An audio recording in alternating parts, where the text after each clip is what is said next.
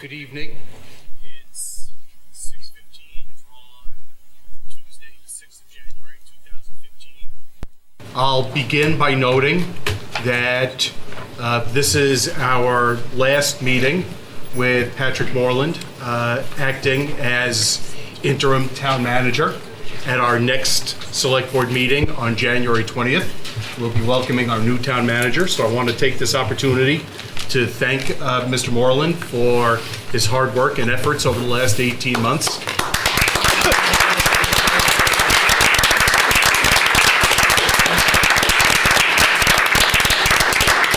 That's good. Thank you. I'll also note just in general that tonight's agenda really reflects continuing discussion on a series of matters that we've been dealing with over the course of the last weeks and months.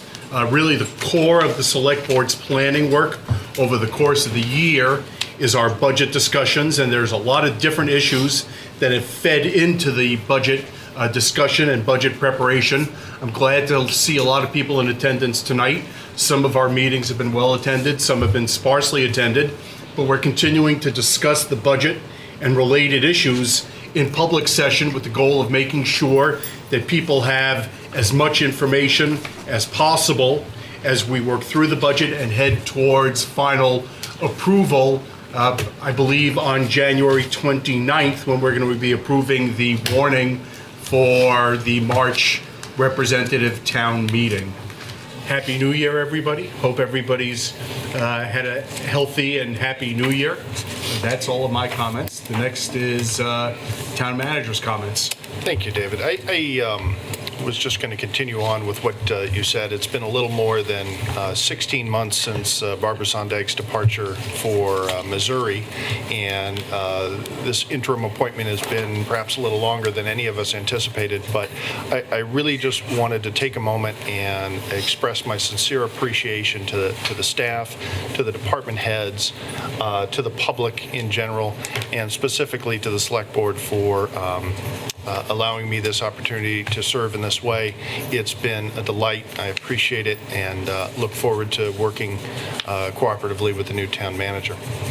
I have just two other things I'd like to point out for the good of the public this evening. Tonight, the Department of Public Works is going to be in the downtown clearing ice from the roads, which has accumulated over the last couple of days in terms of the storms, and it's quite cold outside, as everybody's aware.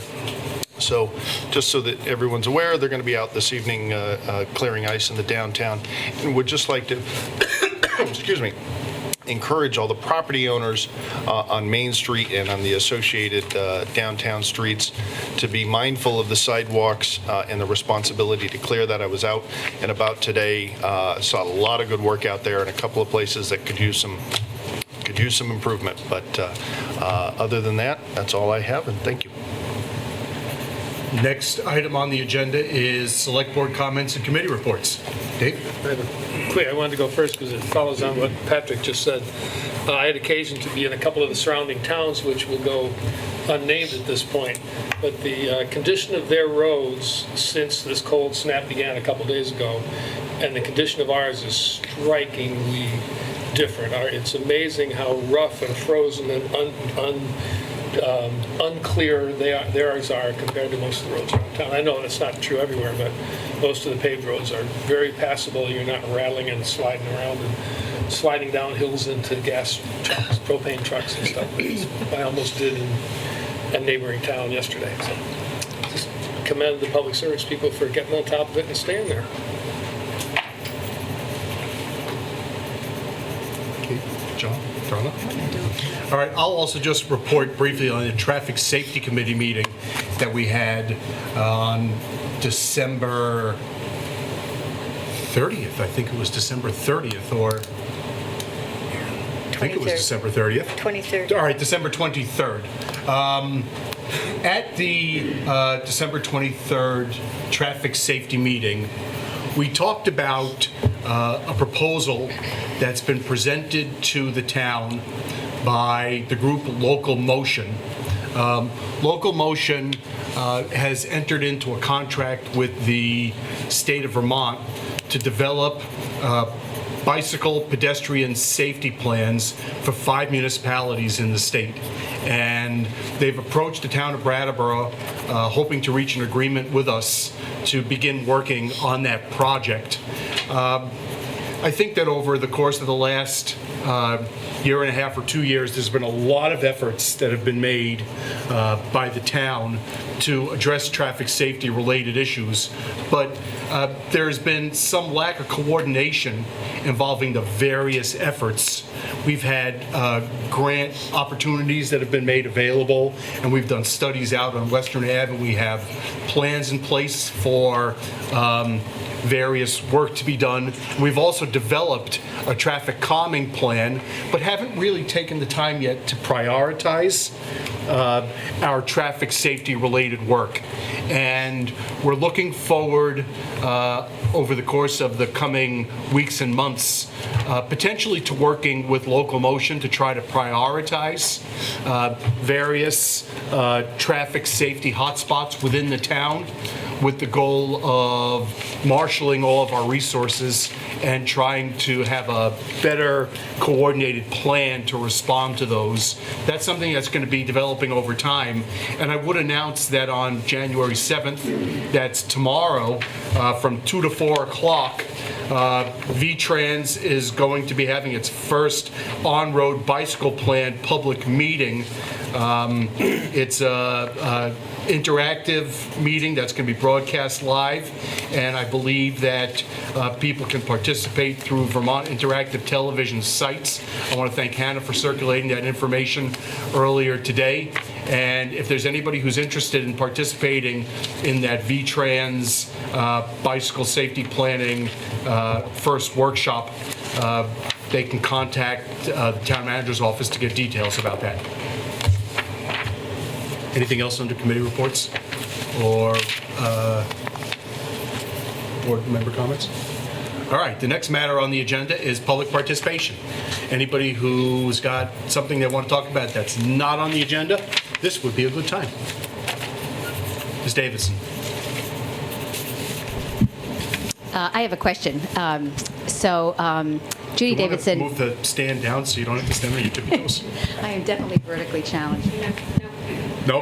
All right, can't touch it. Can't touch it. Can't touch it. All right. Okay. So Well, I thanks, just have sir. to stand on my Can't touch tiptoes. it. Is that all right? Is that okay? Okay, Judy Davidson, Town Rep, District 3. I would like to speak to the board. I just don't know if it's the appropriate time. I want to speak to the board about the process of the way you voted in terms of adding the $4 million bond to the town budget. And I was going to suggest a different process, but I don't know if this is the right time or whether I need to wait. We've put both the FY16 budget and police fire facilities project on the agenda, so there'll be time to do that as soon as we get to new business. Okay, great, thank you. Thank you. Yes, ma'am. Yeah, I just want to bring up. You should come to the mic so that you can be heard on the television. Well, this doesn't have anything to do with this meeting, except the transportation center needs to be opened for when the buses run. It's so cold. We got a woman that's in a wheelchair out there at 6:30 now. She's going to work. They need that door open at 6:30 for her. And can you keep it open till 6 at night again and have the police monitor and close it up? Like you did last year. Patrick was very good about opening it up, and it was open for quite a while until some kids tore it up. But we do need it open during this cold time. Okay. Thank you. We'll look into that. Mr. DeGray? Maybe you want to lift that mic back up. Thank you, Mr. Chairman. A couple of items for me. One is I'd like to bring to your attention, there's 3 streetlights down at lower end of Main Street and the start up Canal Street by the co-op. They have been out for 6 months. I have talked to some people at the co-op. I believe that they're responsible for those lights. I did mention something to Patrick a couple of months ago, and I don't know if he had a conversation with people at the co-op. But given our proclivity for pedestrian safety, I would hope that maybe that the administration could give the co-op a little push to get those lights back up. Secondly, I'm not here as a spokesman for the Christmas stocking, but anyone who follows it sees that they're about $10,000 behind their goal, which usually in years past, it's right around this time that they're reaching their $90,000. So I guess this is an appeal to the citizens in our community and the surrounding communities. This is one of the beautiful things about our community, along with Project Feed the Thousands, who I believe reached their goal today, and appeal to you to make a, if you've already made a donation, please make another contribution so they can hit their goal, because I think they served this year almost 1,400 youth in the surrounding area, and it's a very beneficial program.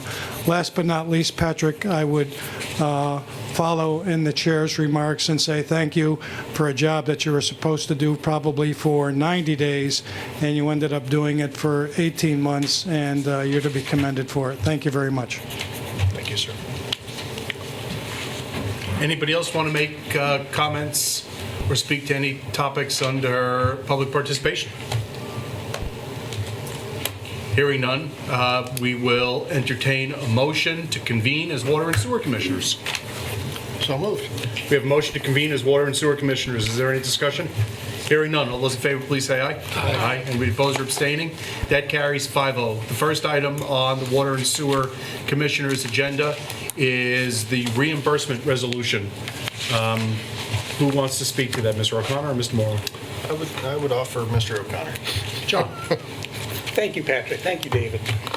The reimbursement resolution is a resolution that allows us to reimburse ourselves with loan funds that we are applying for with the Department of Environmental Conservation.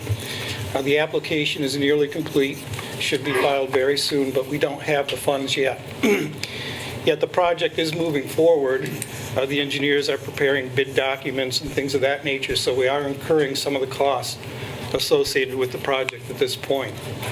So this resolution allows us to reimburse ourselves for the expenditures that we pay for upfront before having the loan funds available to us. And we're allowed to go back 60 days from the time we pass this resolution and reimburse ourselves for any expenditures we may have paid for. Anybody from the board have any questions for Mr. O'Connor? Anybody who's in attendance have any questions for Mr. O'Connor? I'll also note that we have as the next agenda item a report on the completion, including the financial completion of the other aspects of the wastewater treatment plant, and we'll be able to speak more broadly to where the Black Mountain project fits into that in just a minute. Any further discussion? Well, then we're ready for a motion, please. I move we adopt the declaration of official intent to reimburse expenses from proceeds of indebtedness as presented. There's a motion to adopt the declaration of intent to reimburse expenditures. Is there any further discussion? Hearing none, all those in favor, please say aye. Aye. Anybody opposed or abstaining?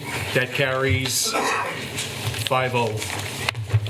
I think that's for the town clerk to attest when the time comes. The next matter on the agenda is a report on the finalization of the wastewater treatment plant, including the final resolution of any claims back and forth between the town and the project manager and the engineer relating to that. So, Steve Barrett. Okay, Steve Barrett, Director of Public Works. I'm here tonight to basically update the Select Board and the public also on our project at the wastewater treatment plant, which also included several pump stations. This is a very large project, probably one of the largest the town's ever taken on. It goes back to 2009, and we'll talk about.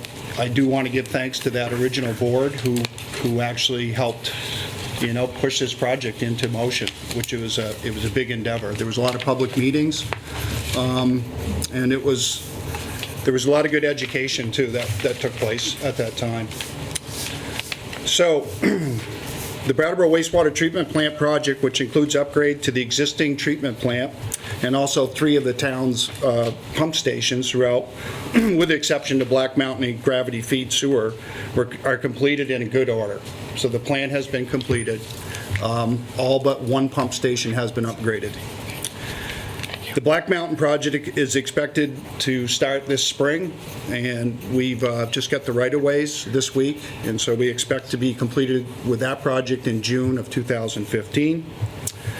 Originally, this bond was $32,800,000, and I will remind people that the original estimate was over $36 million, and then there was a value engineering study that was done with the select board at that time, and also we had a great committee, the wastewater committee, finance committee, that overviewed this. Phil Chapman was the chairman, and that was brought down to $32,800,000.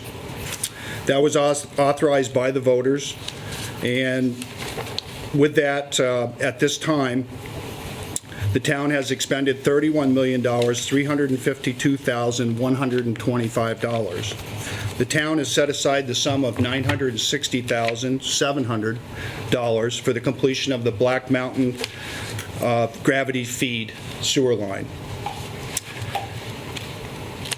If you take that and subtract it from the total, what we're dealing with now, assuming that Black Mountain project does come in as budgeted, it does have contingencies built in, and there is money set aside, so I think we're in a comfortable place.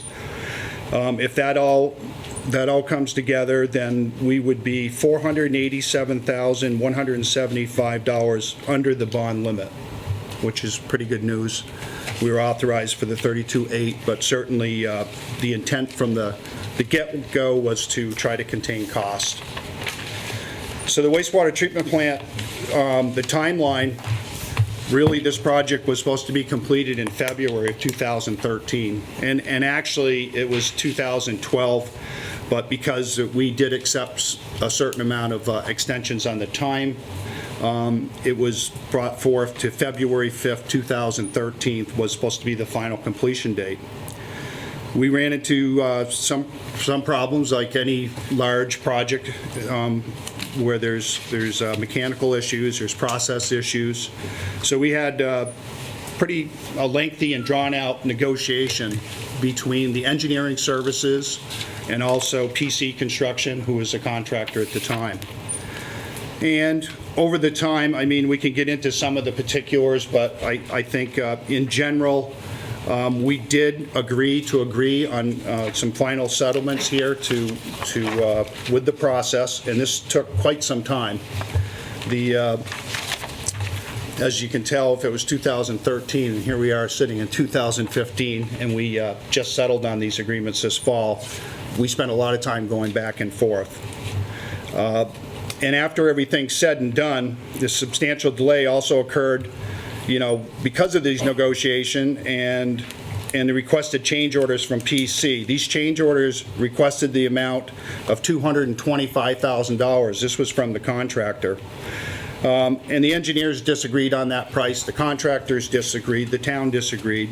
Ultimately, the change orders were lowered through negotiation and to $45,000 so it started at $225,000 as a number that we started to negotiate with, and by the time we got done sitting at the table with the contractor, it was down to $45,000. The same with the engineering services. The numbers were much higher, and basically the Hoyle Tanner Associates was the engineer at the time. They had billed for $340,904, and the final payment was $278,529. So this was, there was a lot of discussion went on. There was a lot of technicalities as far as the process, and ultimately, I think that we came up with a fair decision for the ratepayers of the town, the taxpayers. And I think through good faith with the contractors, the engineers, and the town, we were able to come to a close. And I feel that the end result with, again, going back to a number of $487,175 below the $32,800,000 bond is pretty respectable. And the only other thing I would like to do is thank the wastewater treatment plant oversight committee. They're very diligent. A lot of things were carved out of this project. Things such as there was brick fascias on some of the walls, and we said, you know, it's a wastewater treatment plant, we'll go with paint. So there's a lot of things, practical applications, but they saved a lot of money over time. The members of that committee were Phil Chapman, Joe Jewett, John Allen was one of the original members from the board. Darrell Pillsbury did have a short stint, or about a year. Yep. So it's not really short, a year's a long time. And Mark Anstard. And Bruce Lawrence was also on the committee, but we ended up hiring Bruce as our chief operator throughout the process. So that was a bonus to us also. Rick Ethier also was the highway utility superintendent at the time, and he came back to work after he retired, which helped this project a lot and helped keep the prices down on the whole project as a whole. He was somebody who could oversee the project.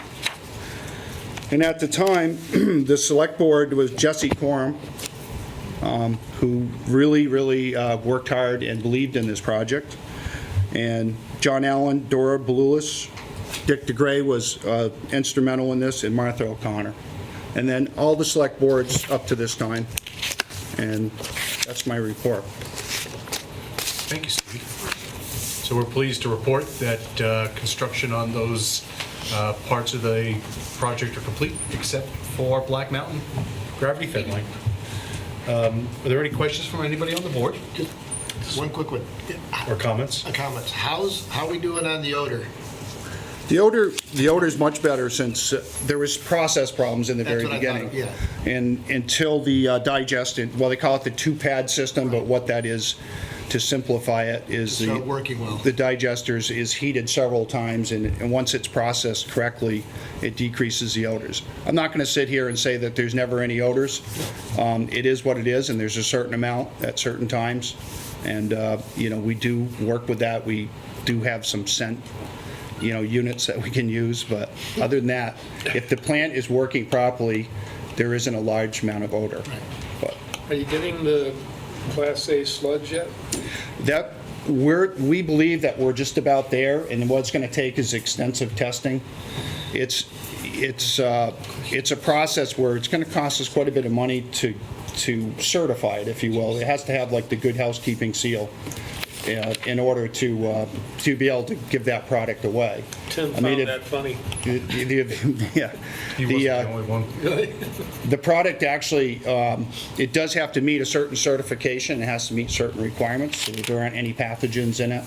And so we're slowly getting there, but we're not there yet. Curious, because the Waste Management District is constantly expanding their composting facility, and that seems like it might be a good addition Yeah. to fertilizer.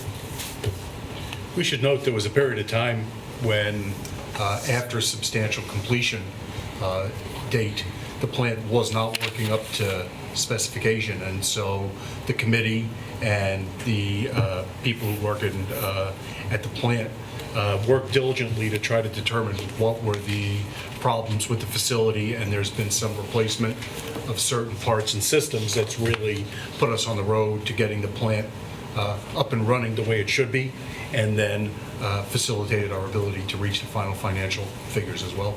Yeah, duly noted. The staff has done a you. tremendous job, and actually they installed these nozzles and other components that saved the town a lot of money.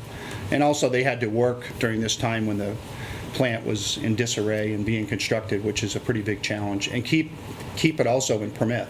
We're required to make sure that we still met all the standards of the Clean Water Act also. And it's nice that we don't have to think about it. Any other questions from anybody on the board? Dick? I know that the money's already been borrowed, and so now you're sitting with a $400,000+ surplus. Can you tell me what effect that will have on the pro forma with the surplus revenue? And how it affects the ratepayers?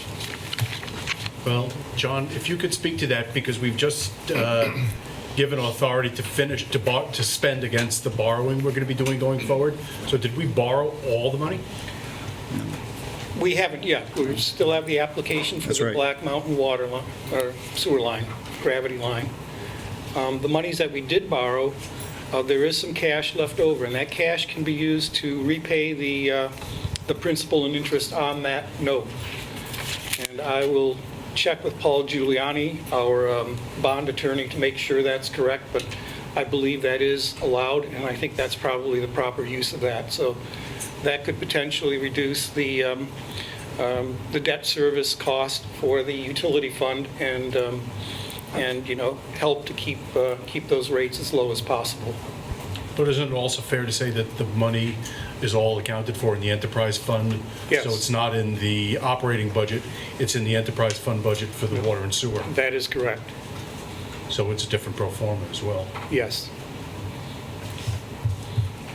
And we don't have the final figure on Black Mountain yet, right? Well, we have our estimate. We have our estimate. It's but we don't have- right, and- 960,000, but Right, we won't have that. we'll till see it's how, done. when the contract comes out. Exactly, But they're pretty generous on the contingency on that because we want to be, right. but that's to be determined. Because that, We did a test pilot hole underneath I-91, and just to refresh everybody, this project at Black Mountain, originally we had a pump station, and this project proposes to eliminate a pump station. We're drilling underneath I-91 and turning it into a gravity feed sewer line, so there'd be no mechanical. And we did a pilot hole, and that was successful as far as the elevations and such, which gives us some positive reinforcement that the project may go well, because we already have a pilot hole through, which is a big part of it, because there was a lot of unknowns until you actually did the pilot test hole. And remind us, the other three pump stations, one is Spring Tree, but what are the other two pump stations? Spring Tree and the one at the wastewater treatment plant itself, there's one, it's called Irving Station, which is an old terminology, and then Black Mountain. Excellent. Any other questions from anybody who's in attendance, or comments from anybody who's in attendance? Well, there's no need for any action. Thank you very much for that report. I just have one other comment tonight. The chief operator did give us a report on the septic receiving, which is a huge part of this, because when we think of the wastewater treatment plant, we think of the users within town, but this wastewater treatment plant also services people outside the water and sewer zone or the sewer zone by taking in their septic, because people have septic tanks in Brattleboro that aren't hooked to the system. And we also take septic from all people in Windham County, other towns, and also out of people from New Hampshire. The revenue last year was $196,000, so that's been successful as far as a generator of funds. Did there used to be revenue? It used to be, but it wasn't that much. and it should increase. Yeah. Any other questions or comments? It does. Well, then, we're ready for a motion to adjourn as water and sewer commissioners. So moved.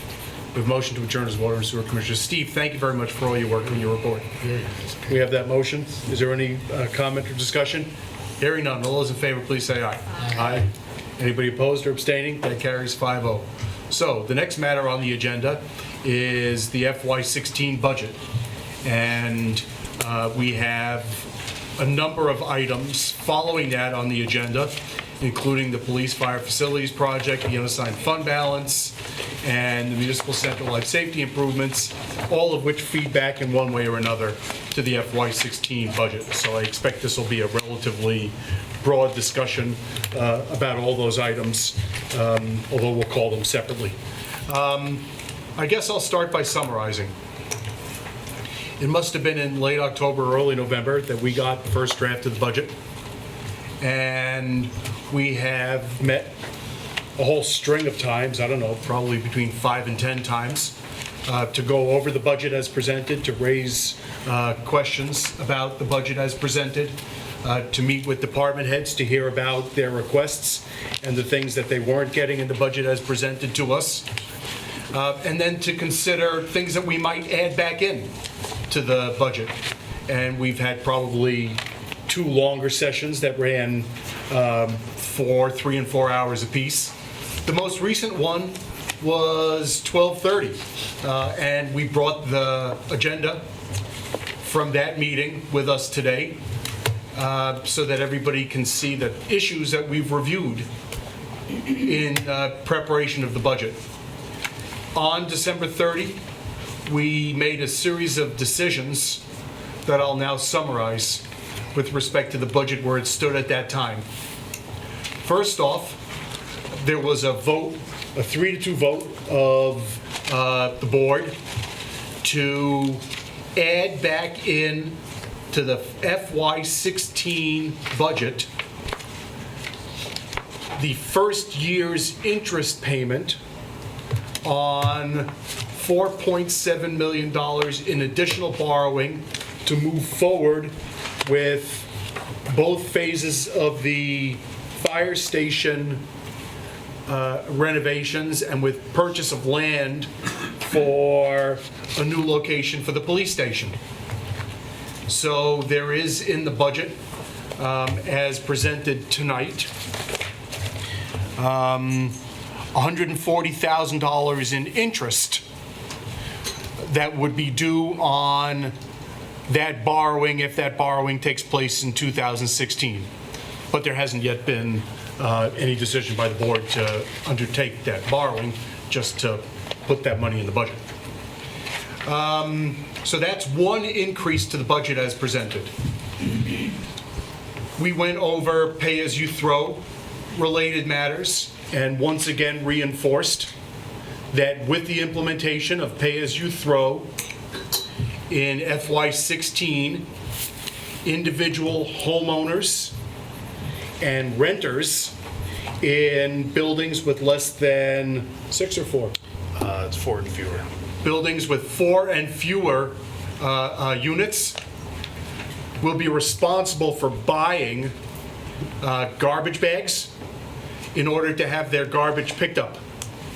And that'll result in increased costs to individual homeowners and renters to dispose of their garbage. And that money is then being added into the budget to help defray the expense of that garbage pickup. We talked about town hall renovations, and we'll have a little bit more discussion about that later on. But in essence, the Division of Fire Safety has said that work needs to be done at town hall that is approximated to cost about $470,000. And we are thinking about how to go about doing that work. Then we talked about a series of capital expenses. In the budget already was money for air packs, all new air packs for the fire department. And we endorsed and ratified the inclusion of that item in the budget. We added in money to buy a second cruiser because we're on a 2 cruiser per year purchase rotation and replacement rotation. So we voted to add $42,000 to the budget to buy a new cruiser, capital budget. We voted to add $100,000 to the capital paving line, which will keep $300,000 in capital paving in the budget, just like last year. We voted on sidewalks. There was a motion to put money for sidewalks back into the budget that had been stripped out, and that motion was defeated, so we did not add more money back into the budget for sidewalks, although we should have about $25,000 in carryover for sidewalks from fiscal year 15 to 16. We voted to purchase $30,000 worth of replacement windows for the Gibson-Aiken Center, based upon Ms. Lolot's demonstration of what it was like to throw money out the window when you're heating the outside rather than the inside with the really deficient windows at Gibson-Aiken Center. That's really only a replacement of about 20 or 25% of those windows, if I recall correctly. And then we had some discussion about doing renovations work at the pool, and we decided not to add that into the budget. So in total, we added back into the budget the $140 in interest. We added to the budget $140 in interest and $172,000 in capital items. We talked about application of the surplus, and we'll talk about that some more.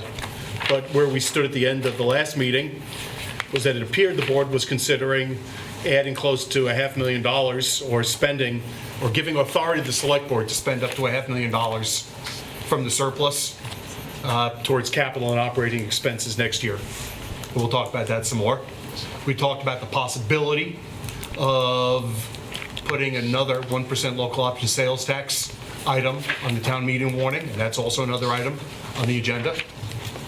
And based upon all of that work, where we currently stand is an FY16 budget that contemplates revenue and expenses of $15,721,494, which is less than last year. No, it's more than last, well, A little more. it's a little more than last year. Yep. But we are functioning this year without a transfer so far from the capital, because last year we transferred over $300,000 in money from the surplus to offset the cost of doing business. That's a summary of where we currently stand on the budget. And I think probably it's likely the budget will be presented for approval in this form unless there are other changes that are going to be made. The plan for right now is that we have one more select board meeting on January 20th. And then that's a regular select board meeting. And then we have scheduled a special select board meeting for January 29th. What time? Evening? Have we decided yet? Jan? Yeah, I have to think about All that. right, I hope it's an evening meeting, just to be sure. I forgot. I think we have a January 29th special early evening meeting to approve the town meeting warning. It's possible we will have approved the budget on the 20th, but I would assume that we'll approve the budget and the warning on the 29th. So really, there are two opportunities, today and the 20th, for anybody who has input with respect to the budget to present that to us, because I think we are very close to the end of the work that we're doing. One clarification? Yeah. You said that the $25,000 carryover for sidewalks would be available, and I think I understood from Steve that that was likely to get absorbed by the Main Street sidewalk project, so that's not going to be available elsewhere. Just wanted to make sure I had that right. That's a possibility, but that hasn't yet been decided. Right. The Main Street project could be cut back a little bit to keep the $25,000 for other sidewalks. Can I just? Other comments from the board? I see you, I'll get to you in a second. I just want to clear up one other thing you said about the 140,000 that was going back into the interest on the police fire project. It was more, I'll wait for him to say Okay, I'm something. listening. No, it's okay. It was more, you mentioned land, but it could be land or building. I just want to make sure that people aren't under the impression that we're going to buy a raw piece of land and start building up a new building. There are possibilities that we could be buying a building. Property. Land and building, Property, yes. right. Real estate, Real estate. sorry. No, that's Purchase okay. real estate. Yes. Any further comments from anybody on the board or questions? I know Kate had some questions, for example, about the human services funding. Is that for now or later? We can, are we doing that? That's Oh, no. another item later on. That's what I mean, I can do that when we get there. Okay. Yeah. Any other questions from anybody on the board? Donna, would you like us to turn the heat up? Yes. No, I'm fine. Oh, you're up to you're up to gloves. So. They were under the table for a reason. We need a close up on those gloves. You know? If we turn the heat up, we can't. No, we can't hear So with the it's a heat. debate. All right. Okay. All right, I'm sorry. So any further comments or questions or anything from anybody on the board? So anybody, Patrick, you have anything you want to add on the budget, or John? No, sir. Nope. All right. So any comments or questions from anybody who's in attendance? Ms. Joy? Yeah, it's about the Gibson Aiken Center and those windows. There were like 6 big windows and some little windows for $30,000. I'm still not convinced it's that $30,000 it would be like throwing money out the window, replacing those without a good heating system. Wouldn't it be better to put solar on the roof and use heat, seal those frames that are there? They're not broken. Seal the frame windows that are there and invest in actual heat instead of spending $30,000 on windows that really are only going to 25% of the building, so that's not really going to help. Pardon me. Thank you, Ms. Joy. John? Can I? Go ahead. I understand what you're saying, but being a builder, the biggest heat loss that you have is out glass. And if the glass in there is inadequate, then you basically are throwing money out the window. No matter what you do to seal it, you still have and I'm pretty sure that it's single pane glass that's in there. Yes. So it really is that you've got to stop the leaking somewhere. At some point, yeah, absolutely, solar panels would be wonderful up there, but you've got to stop the leaking. That's why you insulate well, that's why you put in good windows, and then you try to address the heating system. But it really is, it's awful when it goes right out a window. I mean, look at the size of these windows, and the majority of the heat will be sucked right out through there, just because of the nature of glass. So the more you can seal that glass up. That's true. I'm a builder too. Yep. And I know you can seal them with plastic while you're bringing in heat until that generates revenue. Right. But okay. Yep. Anybody else who's in attendance? Ms. Davis? Again, I wonder, since my question is about the I think 140,000. this is a fine time. Okay. It'll be a perfect segue into the next item. Perfect segue into the next item. Well, I just wanted to say that I'm against adding the $140,000 to this current budget. I totally appreciate the position of those select board members who voted to include the $4 million bond, or at least the interest in it at this point in time, given their wish to move this project along, the frustration, the wish to make sure that the police and the fire department will eventually not have to live in facilities and operate in facilities that are that need to be renovated.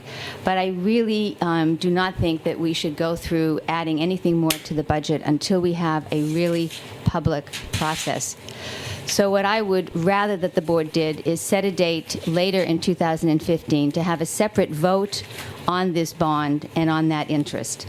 And before then, have a whole series of public meetings to educate the public.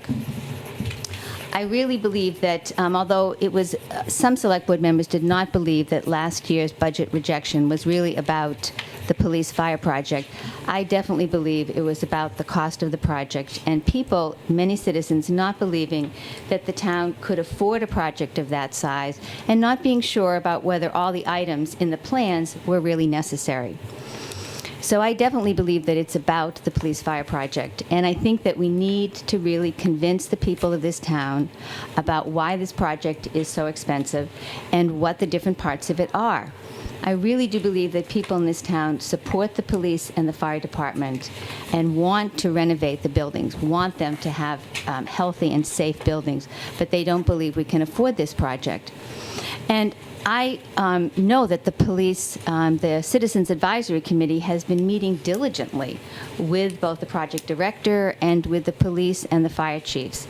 And they have a tremendous amount of knowledge and expertise that the public deserves to hear about before we ask the town reps to vote on any more bonds or interest on them. I understand that the Citizens Advisory Committee, just like the Wastewater Oversight Committee, was tasked with overseeing the expenses and the plans and trying to see where costs could be cut. They've come back, I think, with a budget proposal of like $13 million, which is somewhat of a reduction from 14, but not a great deal. So I would be really delighted, and I think most people in the town would like to hear from them because they've done a tremendous amount of work. And I think that at such public meetings that both the police chief and the fire department chiefs should be there also to explain the plans and to discuss what the needs really are. But I think there are many questions that could still need to be answered. Some of them are, what happened to the idea to combine both police and fire stations on the site on Elliott Street? I understand it was rejected, but what all the reasoning was behind that, I don't think there's been a lot of public discussion about it.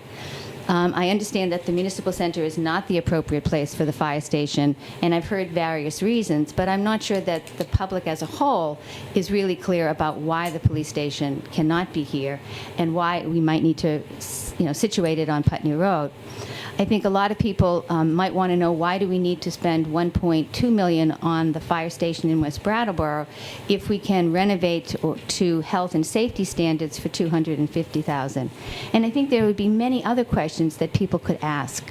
So I would ask the board to set up a separate meeting to vote on this later on in the year, but have a really thorough public process on all three parts. I liked Steve Phillips' suggestion about separating out the project so that each piece of this project could be discussed individually and the cost of it questioned or supported. I think a really thorough process is necessary for people in this town to really get behind it. So I would really suggest that, and such public meetings, I would hope, would not just be informational in terms of people sharing the plans and discussing the needs, but also very interactional, with the public really being encouraged to ask questions, to raise new ideas, so that even the information that you get from that will be clarifying about what do people really think about this project. And some of the ideas or the discussion might also help perhaps lower some of the costs, or help you decide what parts are absolutely supported by the town and what parts aren't. So I think that there's more success of this police fire station project finally moving forward if we have a really thorough public process. When we had this, voted on this 2 years ago, I guess October 2012, I don't think any of us were as educated as we are, one, about the town's financial situation, or about all the different challenges. And I think we are much more knowledgeable now, and then with the help of the Citizens Advisory Council, we can have some really even more better questions. And I think that it's hasty to ask for more money, even for the police station, without having clarity about which property, why out on Putney Road. All of that is a discussion that should happen before we ask for more money that would include costs for that. So I just would wish that we have a different process, and one that would include a lot of public input and discussion. Last year's town meeting was exhausting. And we had many lengthy discussions. We reduced the budget. We finally passed the budget. Then we had a petition to have a town-wide referendum. And I'm really afraid if we don't have a public process first, that we will go through the same process this year. And I don't think the town meeting is the place to have this kind of conversation. There's not enough time. It's not meant to be interactional in this sense. You can reduce the budget. We could reduce it by $140,000, but then there's no way of really delegating that that's exactly what it's going to be used for. We all know that. So I would urge the board to reconsider this vote. I understand your frustration, but I really think that there's more hope of moving it ahead if you have a really open, thorough public conversation before we have a vote. Thank you very much. Thank you, Ms. Davison. So that's a first run at the next item on the agenda, which is Police Fire Facilities Project. But we're still also taking comments on any other items relating to the FY16 budget as a whole. So is there any further comment on anything relating to the FY16 budget or the police fire facilities issue? Dick?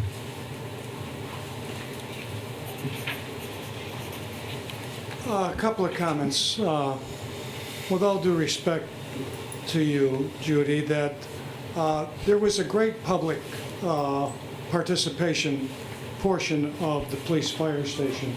I can tell you unequivocally of the numerous meetings that I presided over as the chair of that board that brought that project through. And certainly information about what impact it was going to have on the taxpayers, because we felt that that was probably the most important issue that we could deliver to town meeting members, as they are the representative of the whole body. And it was clear that it was going to have about a 10-cent impact on the first year. And it was also clear to say that it wasn't fair to the operating budget, which takes care of the town as a whole, to be held hostage for the police fire project.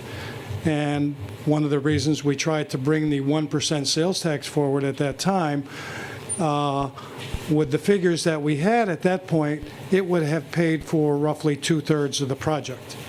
Around $12 million of this $21 million project, or I don't exactly remember the numbers.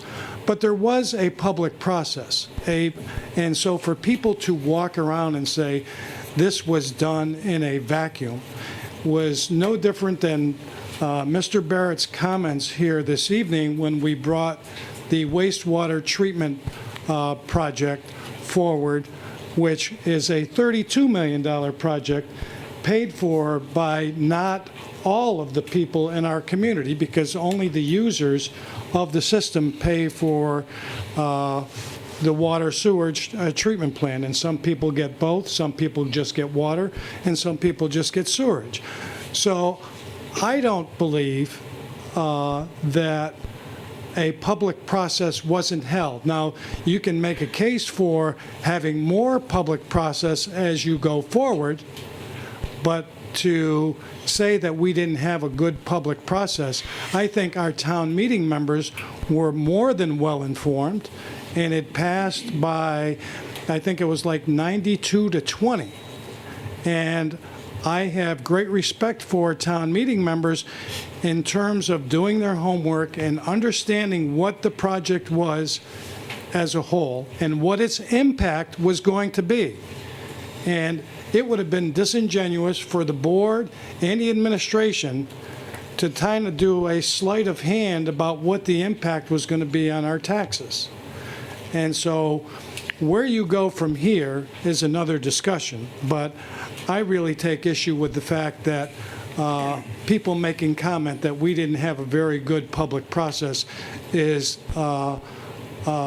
an accusation that the board that I served on and represented, that we didn't do a very good job informing the public, and I totally disagree with that. My next comment to you is about surplus revenue. And I was here for your December 30th meeting, and I have stated that although we have, in theory, we'd like to keep 10% in reserve, it's not anything that's etched in stone that we have to do. And one of the points that I'd like to point out to you is that we as consumers do it all the time. Instead of paying cash for something, we pull out our credit card. And the air packs for the fire department is a good example. I think it's roughly a $230,000 purchase. And so instead of paying for that out of the surplus revenue, we're going to take a 3-year note. 3-year note. A 3-year note. And we're going to pay interest on that note. And until money is free, it's always costing us more unless it's zero interest loans or notes. And so I would encourage you to revisit when you talk about that surplus money, is to say, you know what, we saved the taxpayers money by spending some of that reserve money. I know, Mr. Chairman, you talked about the bridge on Elliott Street that you're going to have to look at.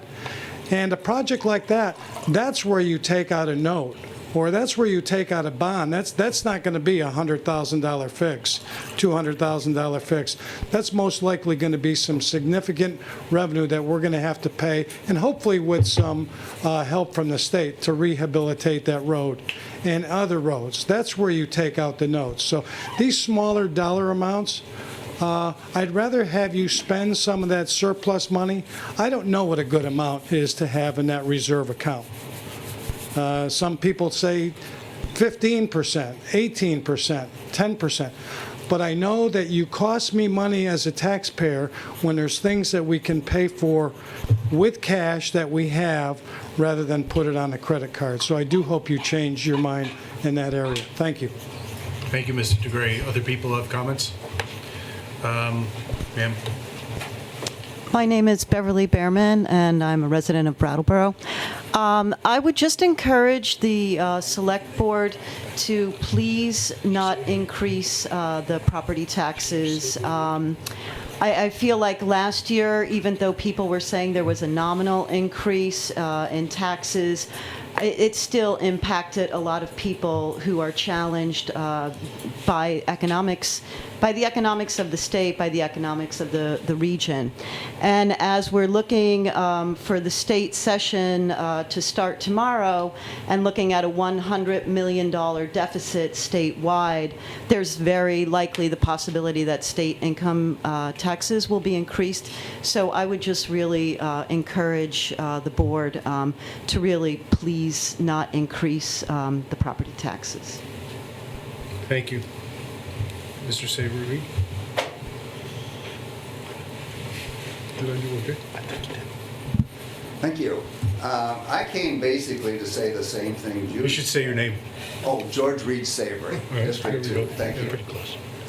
Judy said it much better than I could have, and I'd just like to add to that. I felt I was pretty well informed. In fact, I even had a tour of the police and fire stations when we went into this originally. But I do know that when I had that tour, there were only 3 of us that were on it where it was advertised. So I think basically what we've got is a situation where the public has become more informed than they ever were before on what this costs us. And so they're involved, and you're going to get a lot more interaction, I think, with the public and the town reps this year than last year even. So I'm in agreement with Judy. I think we're probably going to end up in the same loop all over again if we don't step back and take a closer look at that. Last week, when the chair voted on this, he pointed out that we really need time. We don't have enough information at this point. And one of the things that I feel we haven't gotten the information on, and I know it's been asked a couple times, is to what it would cost to just make the facilities safe and healthy environments. And I don't think we've ever gotten an answer to that, so we don't even have that information to work with. So there is a lot of anxiety in the community, and people have already, I mean, it's barely the first of the year, and they're already calling me up and asking me what's going on. And I'm not sure what's going on. I was very surprised to see that come in because I thought we would have a special meeting for this. So I, too, would encourage you to take it off of this budget and consider, just open up to all sorts of possibilities and present the different options and possibilities. There's a lot of people that aren't in favor of moving the police out of town. Town is a good place for it. Maybe putting a couple people at the transportation center answers that. Maybe it doesn't, but I think it would be important to the community to open this back up. So, thank you. Thank you, Mr. Reed-Savory. Anybody else who's in attendance want to speak to this item right now? I think what we'll do...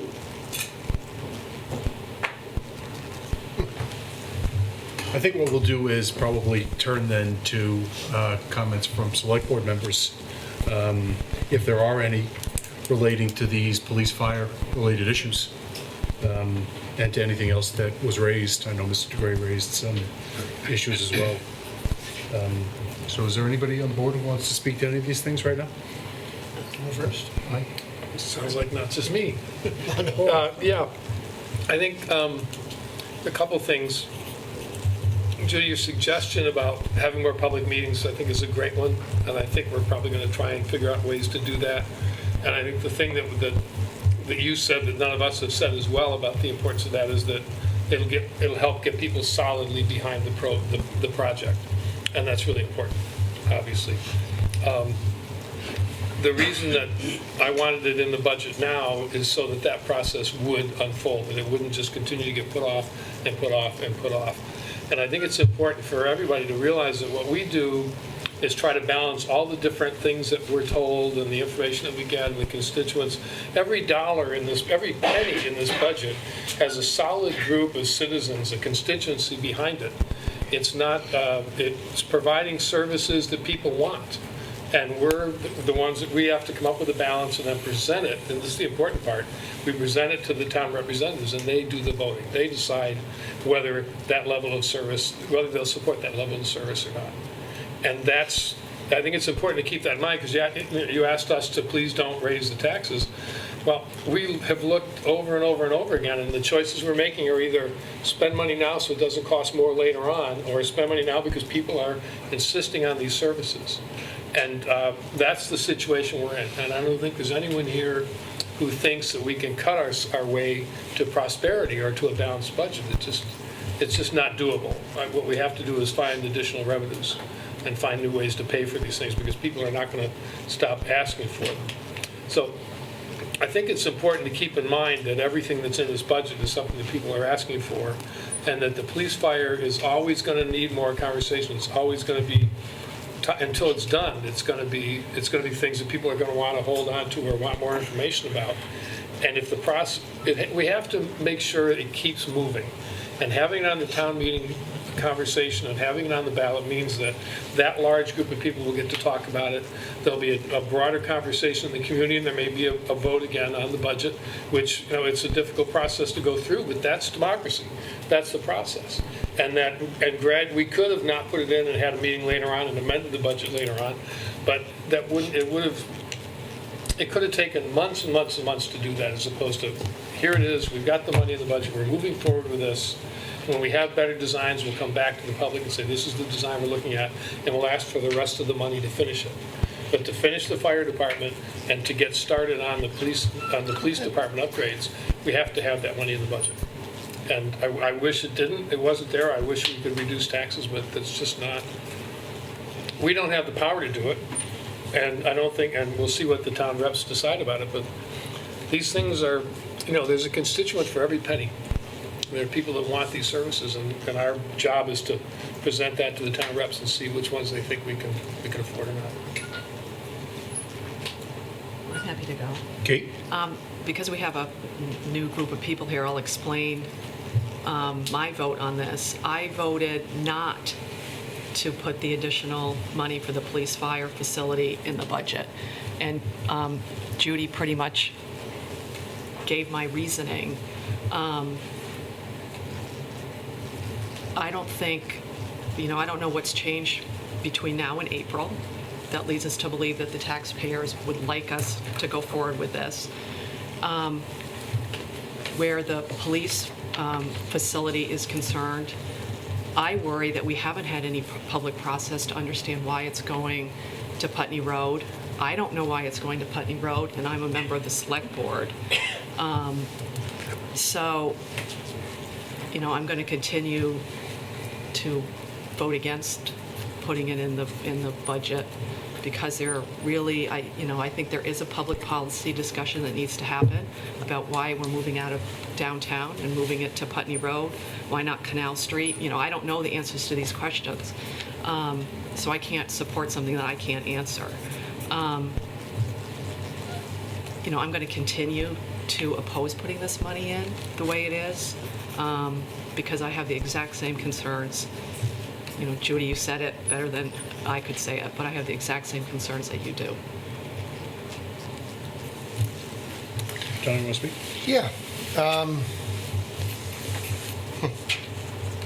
I'm on the committee, and it's just a little disheartening to go to these committee meetings and have this all vetted, and knowing that they're public meetings and nobody shows up. That's not our fault. That's the public's fault for not getting involved. That's the town reps for not taking the initiative to come to a meeting to find out what's going on. And I am not going to hear that for an excuse that things were not vetted. Things were not, Mr. DeGray pointed it out perfectly. Meeting after meeting after meeting. And I can't sit back after taking out $5 million and already spending $1 million of that money and having it wasted. The $4 million that we have left can go to nothing else but this project. So for me, as Mr. Scholes says, we have to keep this thing moving or else it's going to die. We can't split it up. We can't do it. And again, all of these things have been talked about. The reason why, and a lot of things have happened very rapidly in the last couple months. We didn't like the idea of putting money into this building, as Mr. Horton will point out here shortly, that David Gartenstein pointed out that we've got to put $470,000 into this building. There's a lot of things, there's a lot of moving parts to everything that's going on right now. I want to be out, and I publicly said this, I want to be out of this building within a year. Everybody, because I don't want to put a nickel into this building. It makes absolutely no sense. That's why I was not in favor of, and again, I'll go back to this, and this is the dead horse. I voted against this police fire project originally when I was a town rep, because I didn't like the overall project. It was voted in. I was one of the 20 people that stood up and said, no, I don't want it. I lost. I lost that battle. I moved on. I got onto the committee, and we charged the committee with a lot of things. And we haven't listened to them. And to me, that is just frustrating. So I want to see this thing move forward. I wanted it back on the ballot. People have to get involved. They have to be informed. And we can only do so much.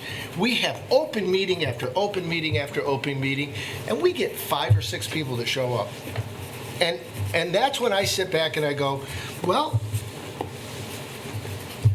I can't remember what the vote was on that. 100 and for the 92 to 20 or 18.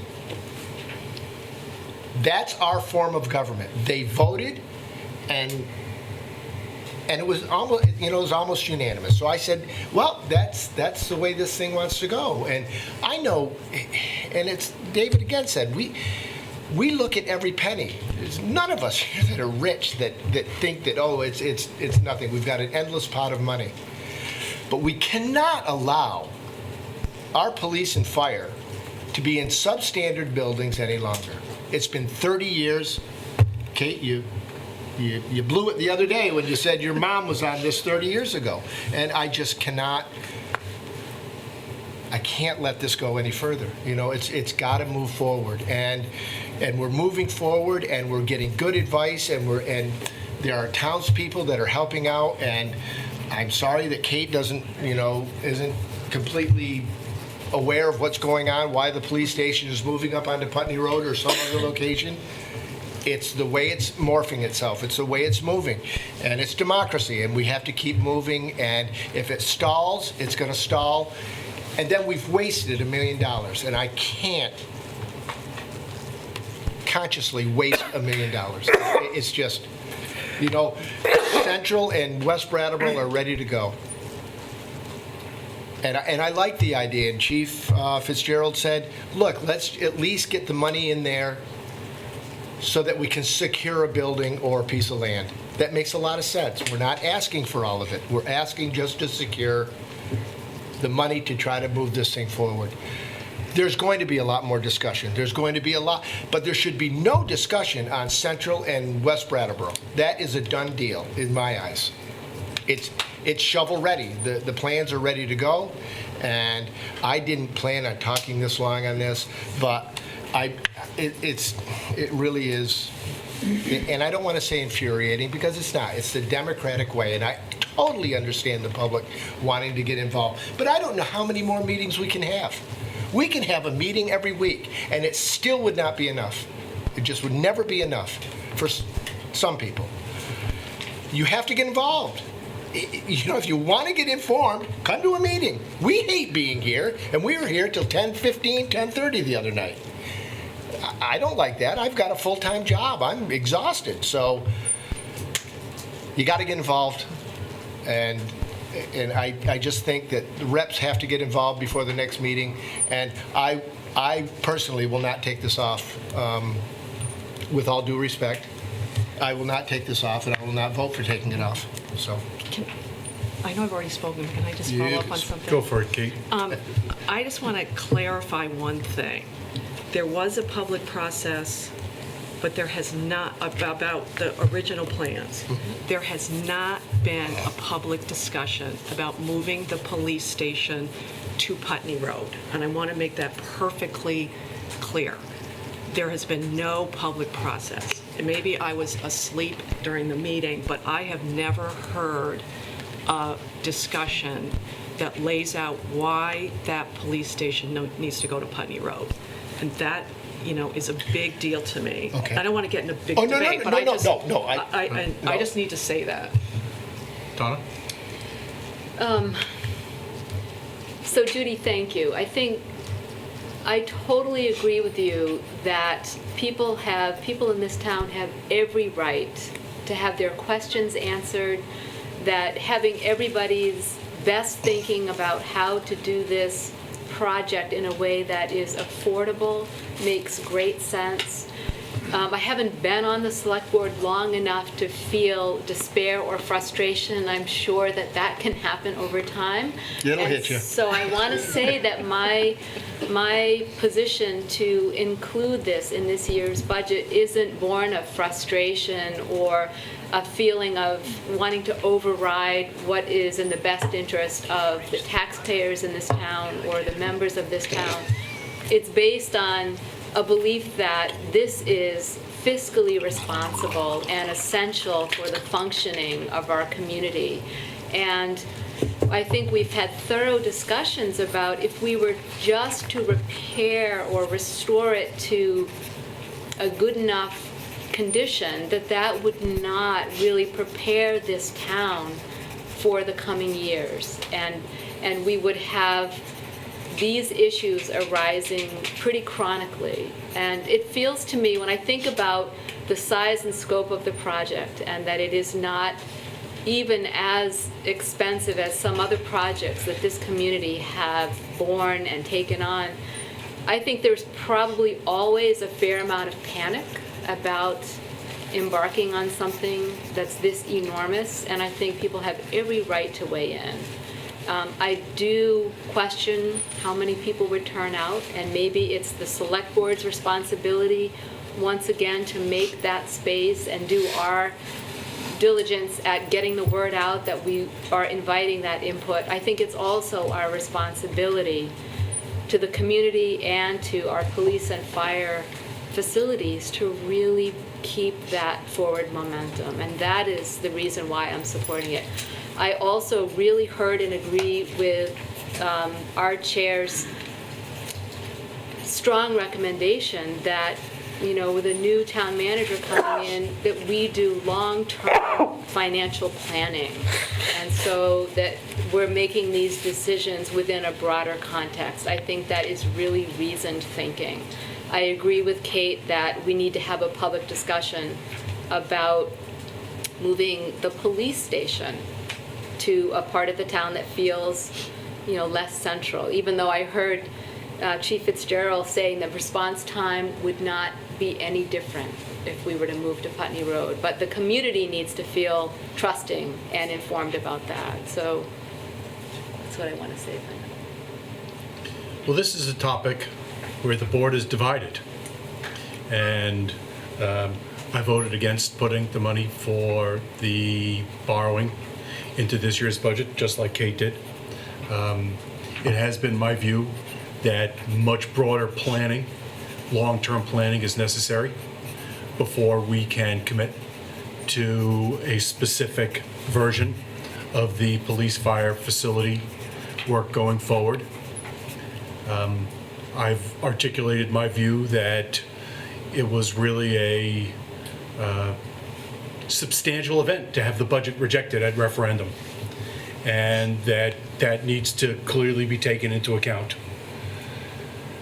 I think that the current plans appear to be shifting day to day and week to week, and that's not really a way to do long-term planning.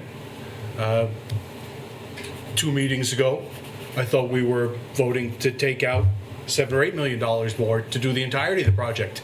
And then on the 30th, all of a sudden, we were just going to take $1 million to buy the real estate, not just the land, but the real estate on Putney Road. I've heard no public discussion involving the community as a whole about the prudence of moving the police station out of downtown. And I'm not at this time in favor of that. And I agree with Kate that there hasn't been full vetting of that idea.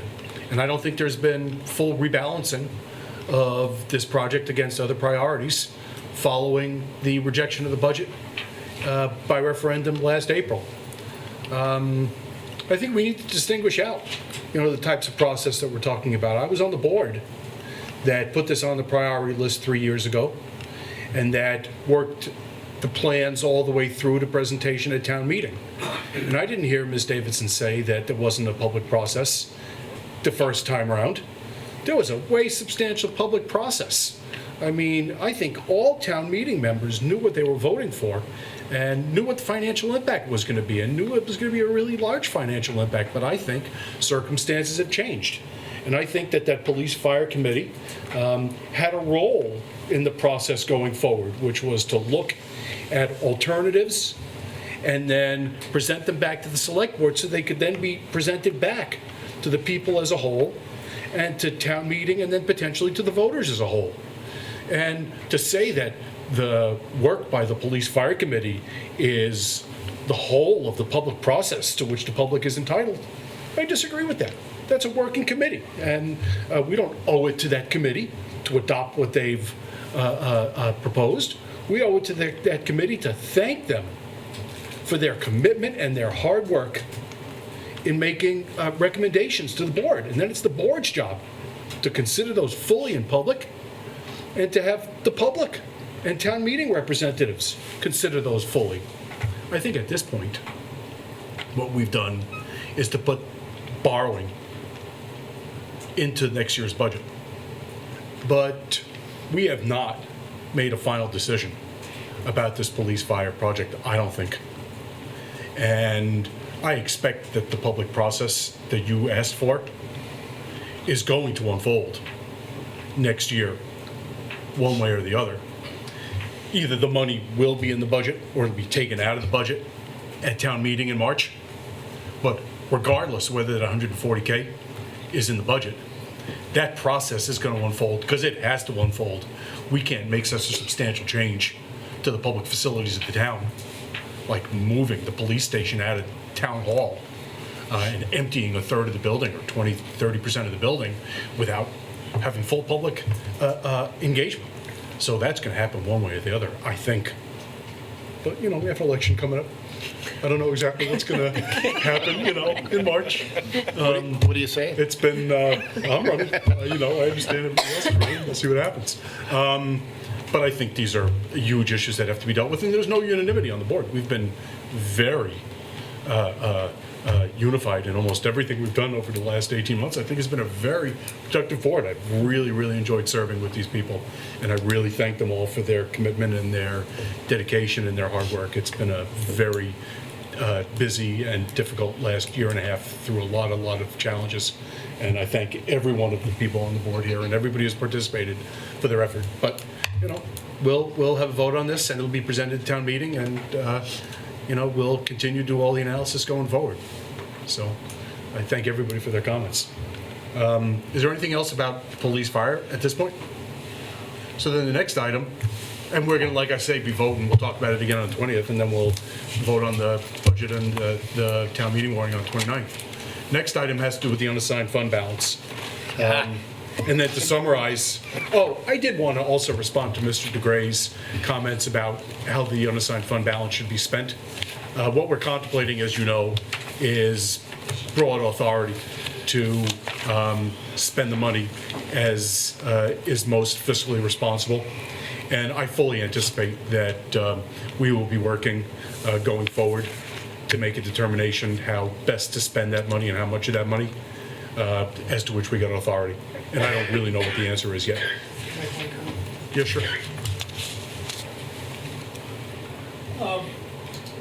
At the December 30th meeting, a $500,000 figure was bantered about that you mentioned earlier in the meeting.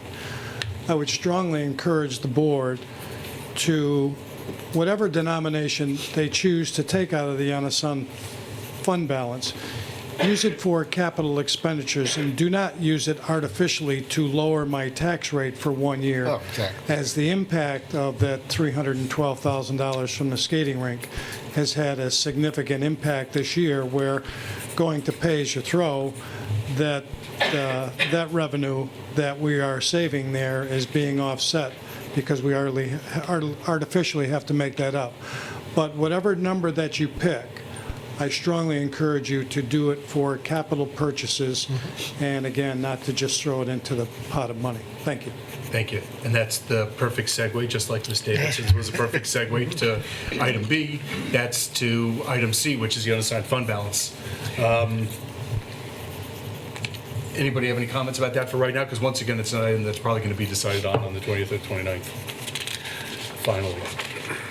I was just going through some figures, and again, I'm totally in agreement. And Dick, this is amazing. We're in agreement on a couple of things. But I've always said this. I think the unassigned, fund balance should be used just for that reason. And just quickly, I went through some things, and it came out a little bit more than. But this is my, I don't know if I'd propose it, but I'm just throwing it out there. The grader was $340. The cruiser was $42. We had $100,000 in paving that we wanted to add back in. $30,000 for the windows, and then the air packs I think should be bought, and not, with a bond or a loan. 180. Is that 181,750? Is that what that finally came down to? I think it was 220 or 230. 235. Oh, I thought it. Yeah, it's between 236. I can't, off the top of my head, I don't. Why did I think we saved 17,000? We did. It used to be 250 or 60. From 199. No. No. It was 250 or 60 down to 235. 288 in the budget. The last bid that Mike got was 235. Wait, so, So it saved 17 a year over 3 years. Another bid. wait a sec, can we just? All right. Working. All right. So Whatever. The air packs originally were 288, Right. and we were financing them over 4 years. So we were going to pay a quarter of them this year, Right. No, 3 years, David. or 3 years. So we were going to pay a third of them this year. They're in this year's budget For the full. Right. for fiscal 15 to purchase. Your first payment is due in fiscal 16. Right. Okay, and we were going to have 3 payments beginning in fiscal. $70,000 a year, $80,000 a year. Roughly. Must be Yeah. something else, isn't it? Okay, so whatever the air packs cost, to Whatever. whatever, but now it's going to throw my figures off, and I don't feel like adding right now. But I came up with 693, 750. So, and I agree, Dick, that we shouldn't just arbitrarily throw out a number. It should be for specific things. And so that would be my recommendation, and that probably puts us at 8% we try to stay at 10, or so we could be at 9%. I'm not sure what we had left in the, but I have to disagree with that approach. The Green Street retaining wall is failing. There's a retaining wall on Bonnievale Road that's failing. There's an outflow pipe up at, did the Public Works people just leave? There's an outflow pipe that runs under the railroad tracks. Hannah, where's the outflow pipe that needs to be replaced? It's behind Harris Place. Behind Harris Place. There's an outflow pipe that goes under the railroad tracks at Harris Place that needs to be replaced. There's a hole in the Elledge Street Bridge, and at the very least, the deck needs to replace, and we've got violation report says we got to spend almost $500,000 to do work at Town Hall. I can't see just dipping into the reserve to bring it down to 8%. I just don't think it's fiscally prudent. I'm not in favor of the $500,000, but I'm totally not in favor of $700,000. You know, people may disagree, but that's where I'm at. Yeah. So I guess we're going to be making a decision on that on the 20th. Was there any further discussion about the surplus at this point? Nobody? I mean, there might be some reason to have a vote that some of it is to defray taxes to keep at least a 0% increase, because this way we're talking at 2% right now. Well, there's a strain of political theory that says that any surplus that's left over should go immediately right into reducing the taxes, give it right back to people by taking it right out of the taxes. I mean, it's not necessarily the long term. That's penny wise, pound foolish sometimes, but you know, there's all kinds of opinions about this. We'll balance it out. Maybe we'll vote about it on the 20th, and maybe we'll vote on the 29th. We'll see. Any further discussion about we'll vote both times? Yep. Any more discussion on the unassigned fund balance? All right. And then as to the municipal center life safety improvements, I'm just going to start out that discussion and say that in the binder, we've got a copy, besides a memo from Mr. Moreland summarizing the situation, we've got a copy of the Division of Fire Safety April 25th fire inspection results with a number of compliance dates, and then project specifications, life safety improvements that I expect was prepared by GPI. Is that fair to say, although their name isn't anywhere on the document? Yes. So that was prepared by GPI. At this point, this is on the agenda so that people are aware that there's a series of life safety, fire safety code violations at Town Hall that need to be addressed. And there's project specifications that's been developed to make the improvements. But at this point, given the timing of receipt of these materials, I'm not really ready to take any action at this meeting about what steps we would be taking this year or next year's budget or the year after's budget. And so really, I think the purpose of having this item on the agenda is to provide the opportunity for anybody to raise any questions about this issue at this point. And we're going to continue studying this issue going forward with the goal of making a decision. I just to be very specific, the proposal we're looking at talks about $75,000 in the 2015 budget to upgrade the fire panel and the alarm systems as the first of a three-step process to do all the upgrades. And the other thing is that even if we move out, if we still have tenants, we have to do the upgrades. So even if we moved all the town business out, we would still have tenants, and so we'd have to do that. Unless we sold the building. There again, this is why all these things are coming together kind of rapidly, and we have to have a lot more discussions about them. So, anybody ready for any action or motion with respect to the life safety improvements? Is everybody okay? I just have a discussion question. There are certain things that we're going to need to make this decision. Are we just going to have that discussion sometime else? Okay. I think for right now, this is useful information that's been provided to us in this tab D, and I would encourage everybody to take it out of the binder and keep it rather than sending it to the recycling, because it's something that's going to be going forward. Can you just leave it in there? But, week after week after week. Right. But I'm not ready to have any further discussion about it unless anybody else is. So poor Mr. Horton is off the... Hi, Steve. I wasn't really sure why he was here. If you have any questions for him, please. No, I thought that was why he was here. Anybody who's in attendance have any questions about that item being the life safety improvements at the municipal center? So, the next item is representative town meeting article about human services funding.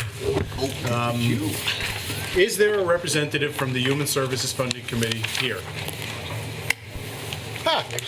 Well, I want to thank the members of the Human Services Funding Committee for their diligent efforts going through all of the materials that were submitted by various human services agencies, and also for coming in at a recommendation, which is what we asked them, at a dollar figure we asked them for, which was $120,000. So we have in front of us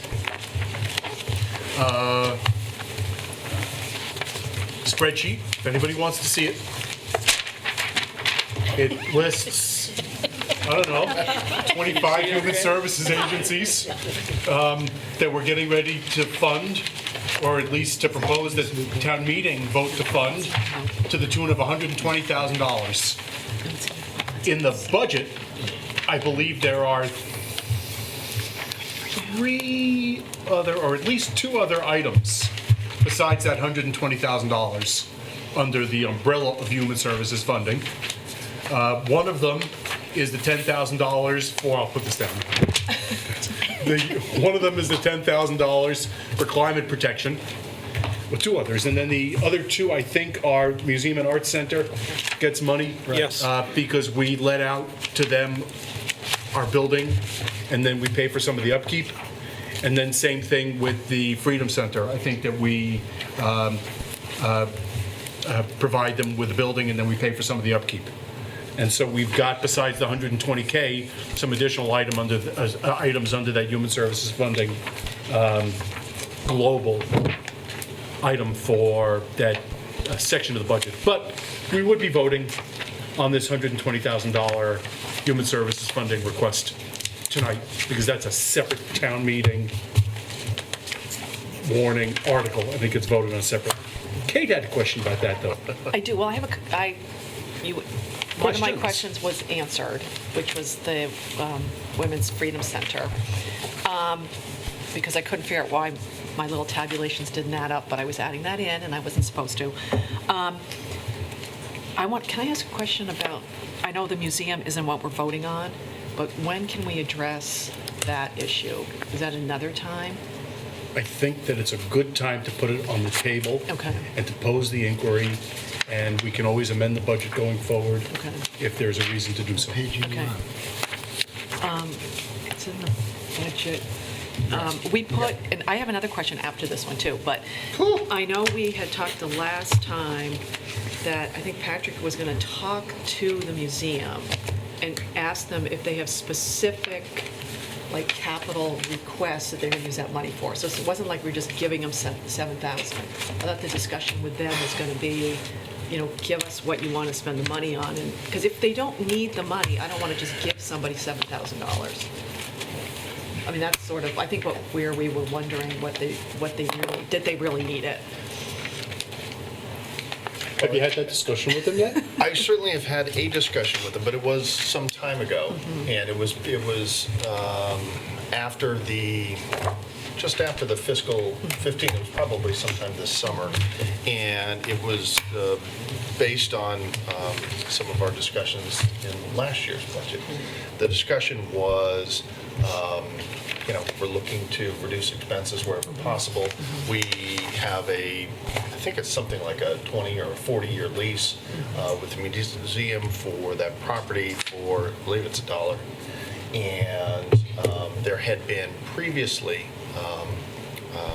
an arrangement by which the town made a regular contribution to basic maintenance to the tune of $7,500, as opposed to waiting for the submission of specific requests. So my meeting with the director some months ago was that was not likely to continue in the future, and that if there was going to be something specific, we needed to see something. Haven't seen that. To the best of my knowledge, I can double check before our meeting on the 20th if there's something, but that's where we stand. Okay. Well, so that's a good inquiry. I don't know what other board members' views are, but I certainly would be in favor of having a specification of what money the town is allocating for upkeep of that building, and that absent that specification, that we can prove that we're not going to be just making a contribution to them beyond the $1 a year lease, or $1 per 20-year lease, which would be a nickel a year. You had another. So if you would follow up with them, please, Yeah. before the 20th, so that we can have that on discussion to determine if we're going to bring the budget down a little bit. Okay, you had another question? Yeah, I just have, maybe this is more of a request than a question. The names of the this is probably a John question, but maybe it's not. The names of the organizations Let's get ready. that are in the warning, what they're called, is different than what they're called in the budget? We'll change the budget Okay. to match that. Okay, thank you. Any further comments about the human services? Did you get your answer on all the things that added up? Yes. Okay, you Yeah. figured that one out? Yeah. Okay. I'm going to make the motion and we'll go from there. And before you do that, David, I just want to say, as an employee of the Women's Freedom Center, I will not be voting for this. But I'm not, are they You're even not in included? it. They're not in this one, they're in the other one. They're in the other one. Yeah. But not in Right, this they're in one. the budget as a whole. Right. All right. It That's still where I got feels too confused, close. too. All right.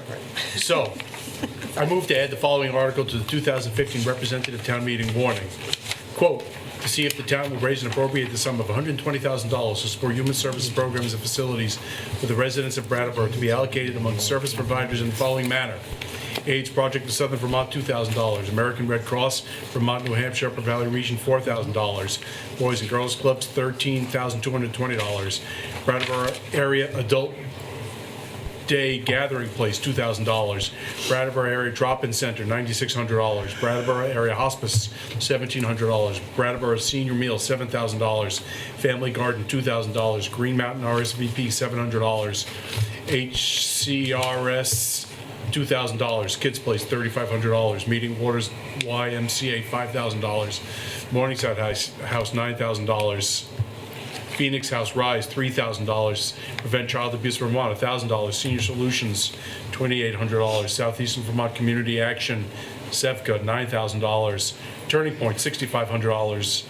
Vermont Adult Learning, $700. Vermont Association for the Blind David. and Visually Impaired, I'm sorry. Excuse me, our interpreters are not able to keep up. No, ma'am, I'm reading it as quickly as I can. No, you should be reading it slower. They can't keep up. I understand. Want me to start again slowly? No. No, for the love of God, no. All right, I'm sorry.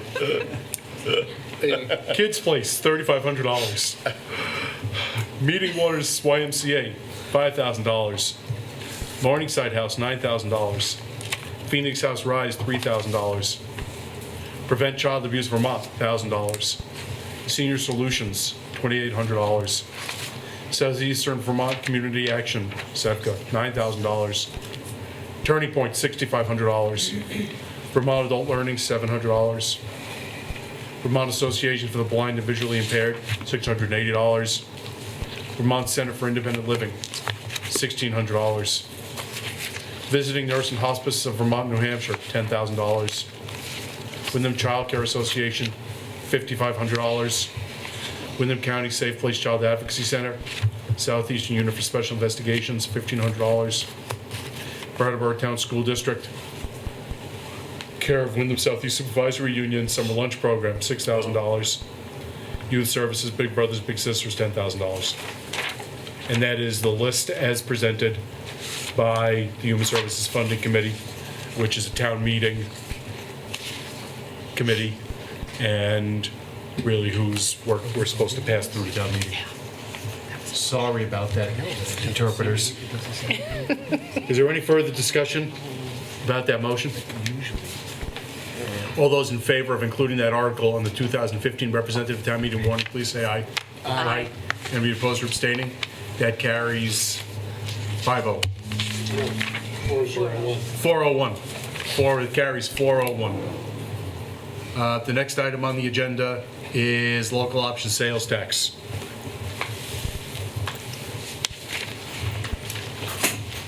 Well, included in your packet is what I've called local option sales tax fundamentals. And we, as a municipality, are allowed to impose a 1% optional sales tax. And that tax is imposed on tangible items purchased by individuals, and there are 46 different exemptions to the tax, which include things like medical items, food, manufacturing machinery, equipment and fuel, residential fuel and electricity, clothing, shoes, and many, many others. Motor vehicles are exempt from the tax because they're taxed under a separate vehicle tax. And so the taxable sales in Brattleboro for the past 5 years have hovered just below $100 million. So with a 1% tax, you'd expect that that would generate about $1 million. Well, of the $1 million, the state keeps 30% for itself. In addition to that, the state charges the municipality $5.96 as a processing fee for each tax return that they process. So that gets our share down to about 65%. Then an additional complication with this is that if you buy something in Brattleboro and have it delivered outside of Brattleboro, they don't have to charge the 1% tax. If, on the other hand, you go to Newfane and buy something in Newfane and have it delivered to Brattleboro, they have to charge the 1% tax. It's a real unknown what that real effect is. I have no way to estimate what the impact of those varying transactions are. So I simply used a round figure of $600,000 as my best estimate at this point as to what this tax may generate. All right, so procedurally, the reason that thank you, John. Okay. Procedurally, the reason that this is on tonight's agenda is that we received a request from a citizen who asked for the 1% local option sales tax to be considered again at representative town meeting.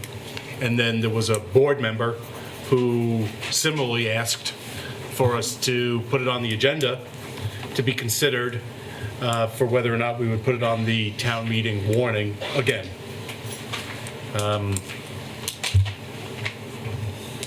It feels like it's been on the town meeting warning, every time I go to town meeting. And, I'm not in favor, I think, of putting it on again because it just keeps getting discussed over and over again. And it keeps getting voted down like overwhelmingly. I mean, I voted in favor and I was one of like 3 people, me and Mr. DeGray, So I just don't have the stomach for it anymore. I think it's, only fair that the tax should be considered, but I'm just tired of it. I don't want to vote in favor anymore, Can I just ask one question on it? This can be a year-to-year thing, right? I mean, if we adopt it for 1 year, it has been a year-to-year thing. No, if it was accepted. I thought that's what he meant. No. It can get repealed by the voters, by the town meeting the next year. Or we can just say, well, it didn't work out to the best of our ability, and we just want to get rid of it. I mean, if we tried it for a year. I mean, it doesn't mean that it's for paternity, it's forever. I mean, we could, that's the only question I have. And I don't think I have, the stomach for it either. I've always voted against it. And I had mentioned in a fit that when we were talking about the police fire station, that I'm so adamant about the police fire station that I thought, well, I could look into it. But I'm kind of in the same, it's how many times do you lose something before you give up? And, it just seems like that. I don't know. I mean, I've heard so much on both sides of this subject, and you hear it all the time, and I don't know if I have the stomach to argue that point again at representative town meeting. I don't think that we need to anguish over the arguing of it again. I think we've all done plenty of that. I think the reason I would like to see it on the warning, and I'd like to see it on the ballot. I'd like to see people cast a vote when they go and do the election ballot. Because again, townwide. Townwide, yeah. Right. Just to get a sense from the public about what, what the support is, to get a sense again from the town meeting reps. And I don't think that enough of well, it doesn't matter what I think about how many might have changed their mind. I don't think there are enough probably to pass it. But I think it's important to, it's a source of revenue that's available to us. The governor made that really clear when we went up there. After he thanked us for not passing it, he then pointed out that that's the remedy that they offered for towns that have a problem that we have of providing services for surrounding towns and not getting any revenue. So, but I think it's a source of revenue. It's something that I would like to have yet again a vote on. And I think it might, if it gets defeated yet again, I think it adds to our argument that we're going to pursue in the next couple of years, that these municipal centers, these economic hubs, need to be treated differently. And we're even more different because we're on the border.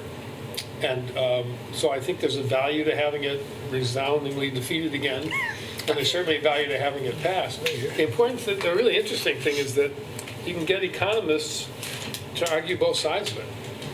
It's very easy to find people that will point to statistics and show that it really does damage border communities, and others that say, well, no, the benefit way outweighs that. And so anyway. So you're really behind it, I can tell. I would like us to have an additional source of revenue. I'd rather the state gave us back 1% of the 6% sales tax we already have, but that's going to take a couple of years to pull off. So they're a little hurting up north. Yeah. So anyway, I would like to see it, let the vote happen again. I don't think we all have to anguish over it or marshal our arguments and talk about it. Just let people vote. Yeah. Yes, on the board. Tom? I think about that saying that insanity is, the definition of insanity is doing the same thing over and over again and expecting different results. So, but I agree that it should be back on the ballot. And I think part of being on the select board is having a pretty functional reset button, because as we look at the police fire facility and the cost and all of the anxiety that arises, I think we need to have this conversation in tandem with that project. I feel like it's a really important parallel conversation to be having. I don't have any faith that it'll pass based on the recent history with that, but I do think it's another thing that we can put to the town, and I think that we should. Now, are we talking on the town meeting warning, or are we talking? Dave suggested both. I would like both. Okay. And this is another item that will be on the agenda for either the 20th or the 29th. Okay. And I think probably we'll have motions next time about whether it's going to be a referendum question, and then on the town meeting warning. And, then we can vote up or down on that. Ms. Davidson? I'm sorry. Kate, did I cut you off? Yeah, I was just going to say one quick I thing. cut Kate off, I'm sorry. I mean, yeah, just one quick thing. You were close to do that. Yeah, You yeah. were close. Really hard. I'll probably agree with what you're going to say, but anyway. I don't want to debate the public policy part of it, but I just want to say that I'm opposed to the 1% local option sales tax. So, well, so, I'm going to have to think about going forward, but I just wanted to, I'm on the Could other that be why side. you sent us a list of all the things that are taxed? Yes, I think, because if anyone. The 9 pages? Yeah. Well, I think it's one of those things, in our notebooks, just for the world to know, in our notebooks, there was a memo about all the things that were not taxed. So I shared with everybody all the list of things that were taxed, Yes. because I think everybody has to see that there's two sides to this thing. So, okay, I'm sorry. Ms. Davidson, I'm sorry. I guess I would agree that as much as it seems like insanity, that it should go back both on the ballot on March 3rd as well as at town meeting. And I think one of the things that made me concerned, and I voted against this at town meeting twice at least, one of the things that I was concerned about is that I think, John, when you were talking about the 1%, that the sales tax, the zip code for the sales tax was 05301 for a fairly large percentage. So a lot of town residents will pay a 1% tax. So over and above my concerns about downtown and businesses, I also was thinking, well, a lot of citizens are going to be paying this 1% too. It isn't just out-of-staters that are going to pay it. And I was hoping that the townwide referendum would have shown a majority of people being in favor of the 1%, because then as a town rep member, I could have felt, yes, the majority of people want this because they know it's going to be affecting their budget. And I talked to people afterwards who didn't even realize, because it's not a popular election, they didn't even realize that they had missed this vote or that it was happening. So if you're going to do it, I would agree that let's do it again and see if we can do a lot of publicity about what's actually and the value of this, and give people in town the realization that this is a chance for them. If they, yes, they will be paying this 1% themselves on these items, but if they want to have out-of-staters also, or out-of-towners share this, then vote for this.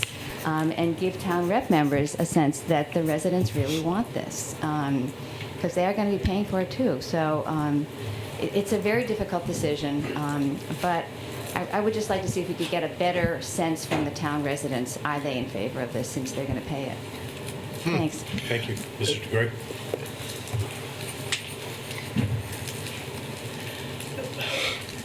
I don't think it's a secret that I've been one of the people who have been pushing the 1%, and actually I have thought we should have done it in 2000 when it became available to us.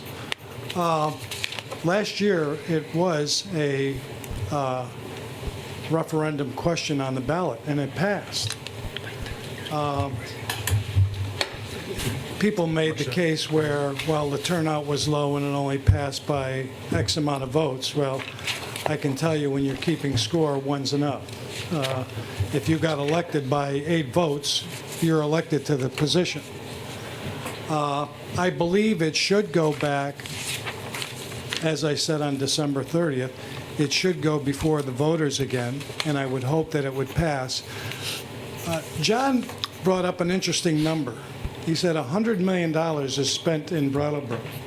And back when we were looking at statistics, that meant that if every Brattleboro person had to have spent over $12,000 to equal that dollar amount.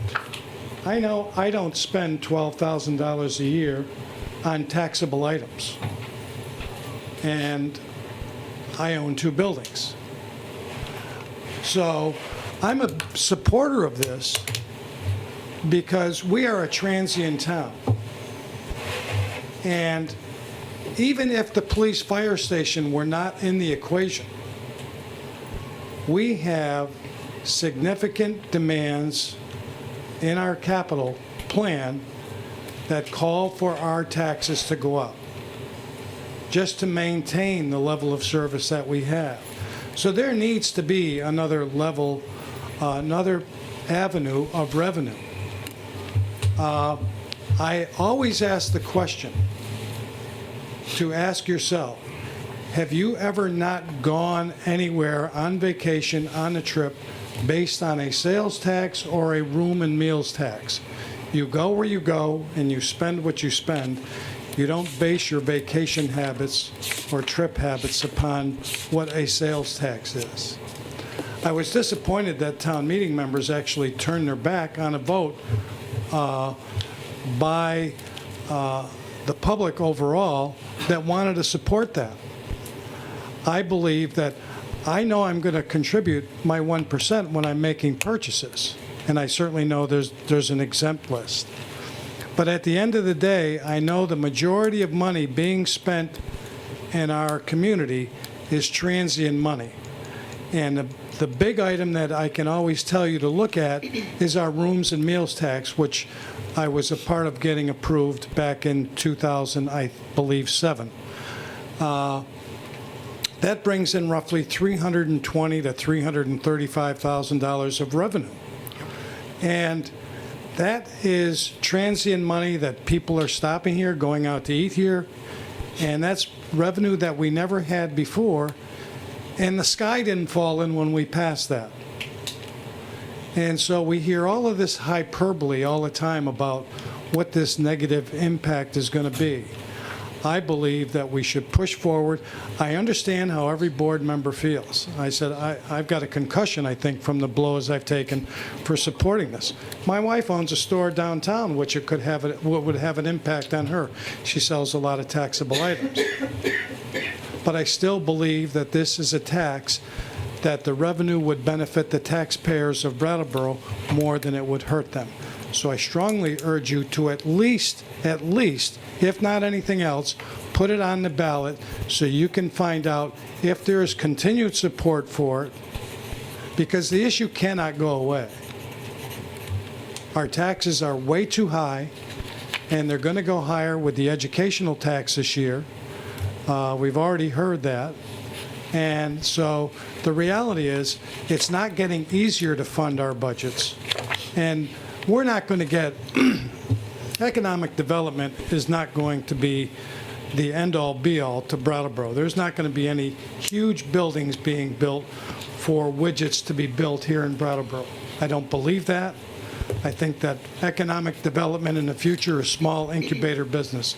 So somebody believing that we're going to build a $60 or $70 million warehouse or something which is going to increase the grand list so that we have all this extra money to spend on our needs, you're living in a world that I'm not familiar with. So at the end of the day, I strongly encourage you to at least, again, at least put it on the ballot to see what the citizens of our community, if there's continued support for it. And I guess I would say to town meeting members that if it does get on the warning and it has passed again, you know, we have a fiduciary responsibility. I have friends that own other stores, and I know that they have told me that they vehemently oppose it. I understand that. But I have a responsibility to 12,000 people when I was up there where you sit, and not to a number of merchants who have businesses. So that's a tough job for you people sitting up there, and I'm sure you already know that. So thank you very much. Thank you, Mr. DeGray. Anybody else on the 1% local option sales tax? So, I'm sorry, but the next meeting agenda is going to look very much like this one, because really the purpose of this was to just continue this discussion in anticipation of making final decisions heading into town meeting. I want to thank everybody for weighing in on these budget-related issues. It's really helpful input. The next item on the agenda is Wyndham Solid Waste Management District budget. Mr. Spencer, you want to come on up? And what's the other name? And Mr. Brusso.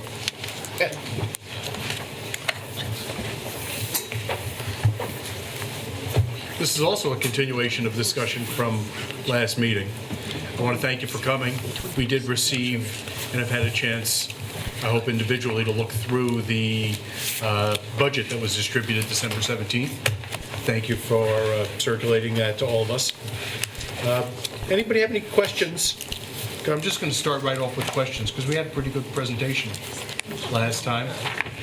Anybody want to start off with any questions? Can the district buy our Class A sludge? Do we pay our assessment with sludge? That would require further evaluation. Okay. But I did catch the tail end of Steve's presentation, and I'm very familiar with markets for Class A sludge. And most communities have that as a revenue source. I'd be glad to help on that. Great. I have a question.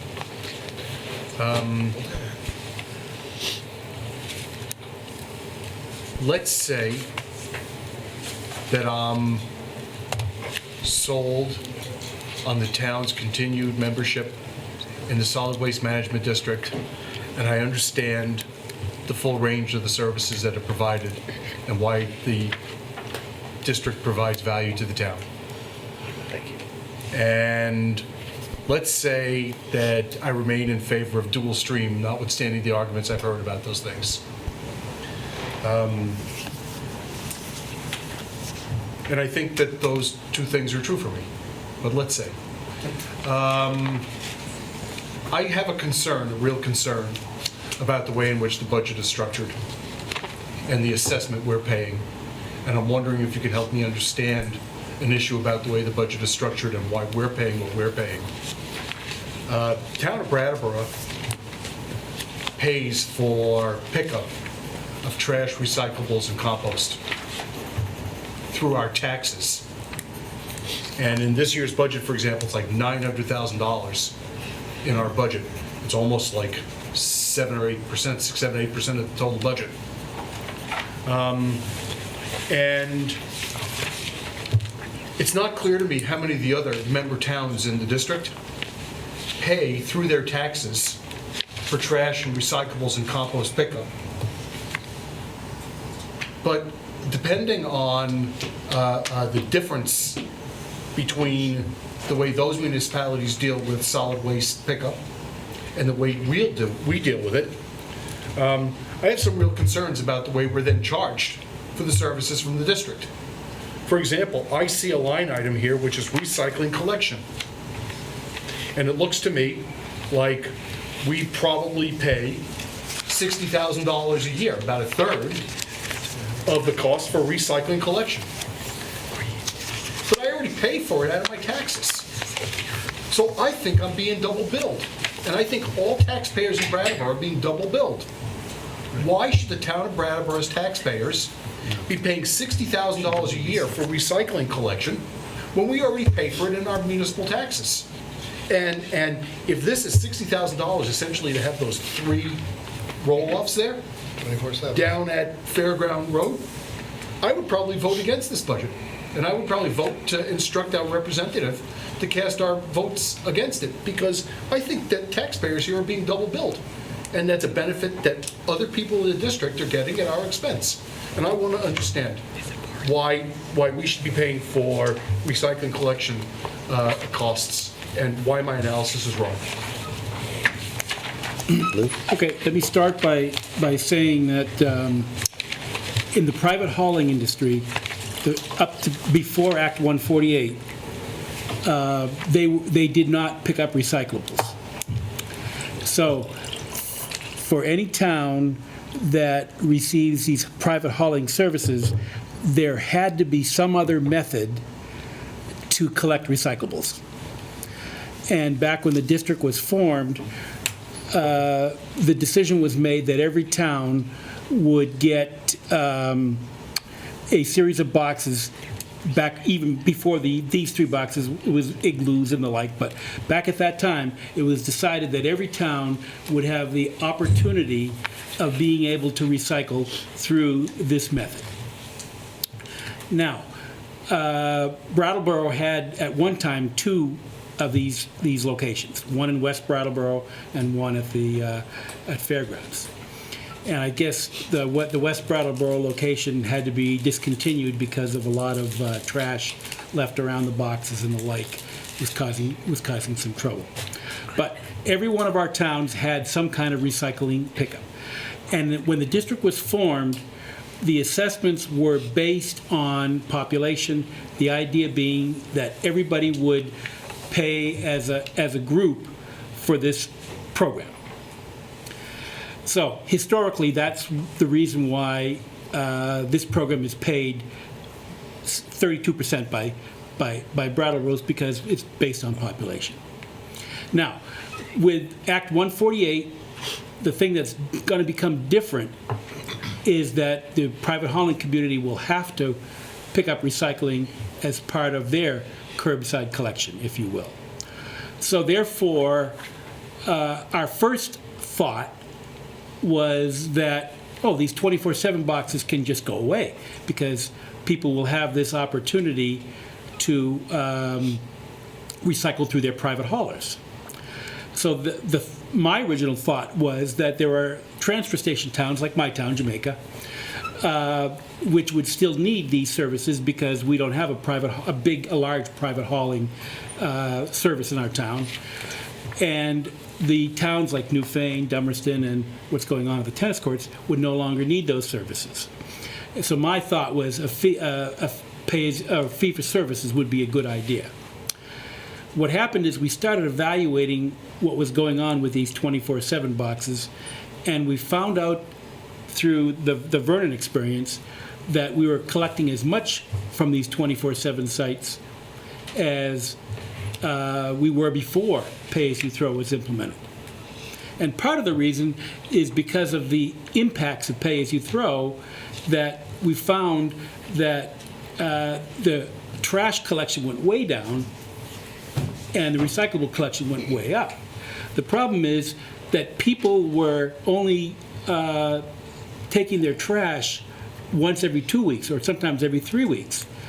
But they weren't paying, they were bringing recyclables much more often because they were collecting so much, they didn't have the room in their facilities. So the need for these 24/7 boxes was not deemed to be not important.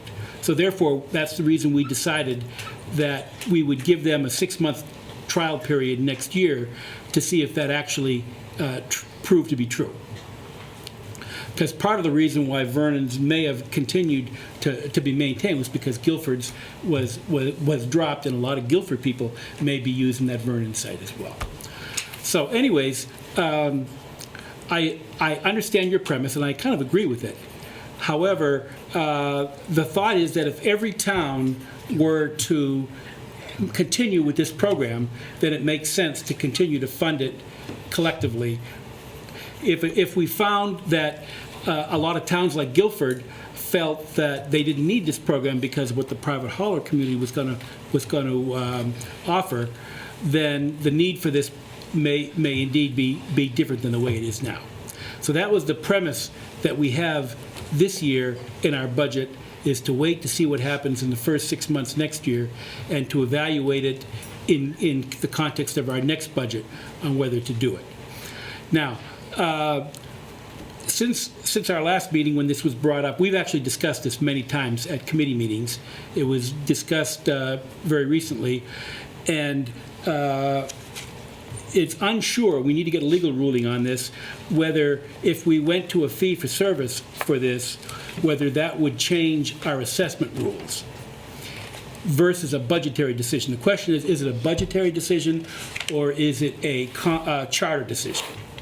If it's a charter decision, then the rules for making that happen are a lot different than if it's a budgetary decision. If it's a charter decision, we need a 2/3 vote by all member towns to make that pass, with Brattleboro getting, I think, 32% of that share of votes. If it's a budgetary decision, it's a whole different process. So number one, we need to get a legal decision on that.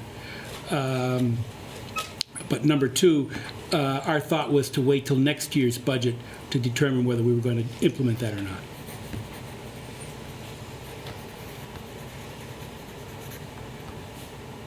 Can I ask a question? This is more of a... Go for it. When we do pay as you throw, or even Go ahead, now. I'm sorry. Oh, I'm just asking, is it once a week that recycling is going to be picked up? Yes. So every week you can either put trash or recycling out on your. It is now. That's what I'm just clarifying. So it's not like everybody has to wait 2 weeks to put out recycling. They can put it out right now. Within Brattleboro, that would be true. Yeah, that's what I'm talking about. I'd like to point out one other thing about why these recycling boxes are popular in Brattleboro is, as this town's curbside trash and recycling is only for the residents in the 4 apartments, units, and smaller. So there are a significant population that does not have regular recycling service now. They're theoretically going to be required to have that with whatever private hauler services their commercial apartment building.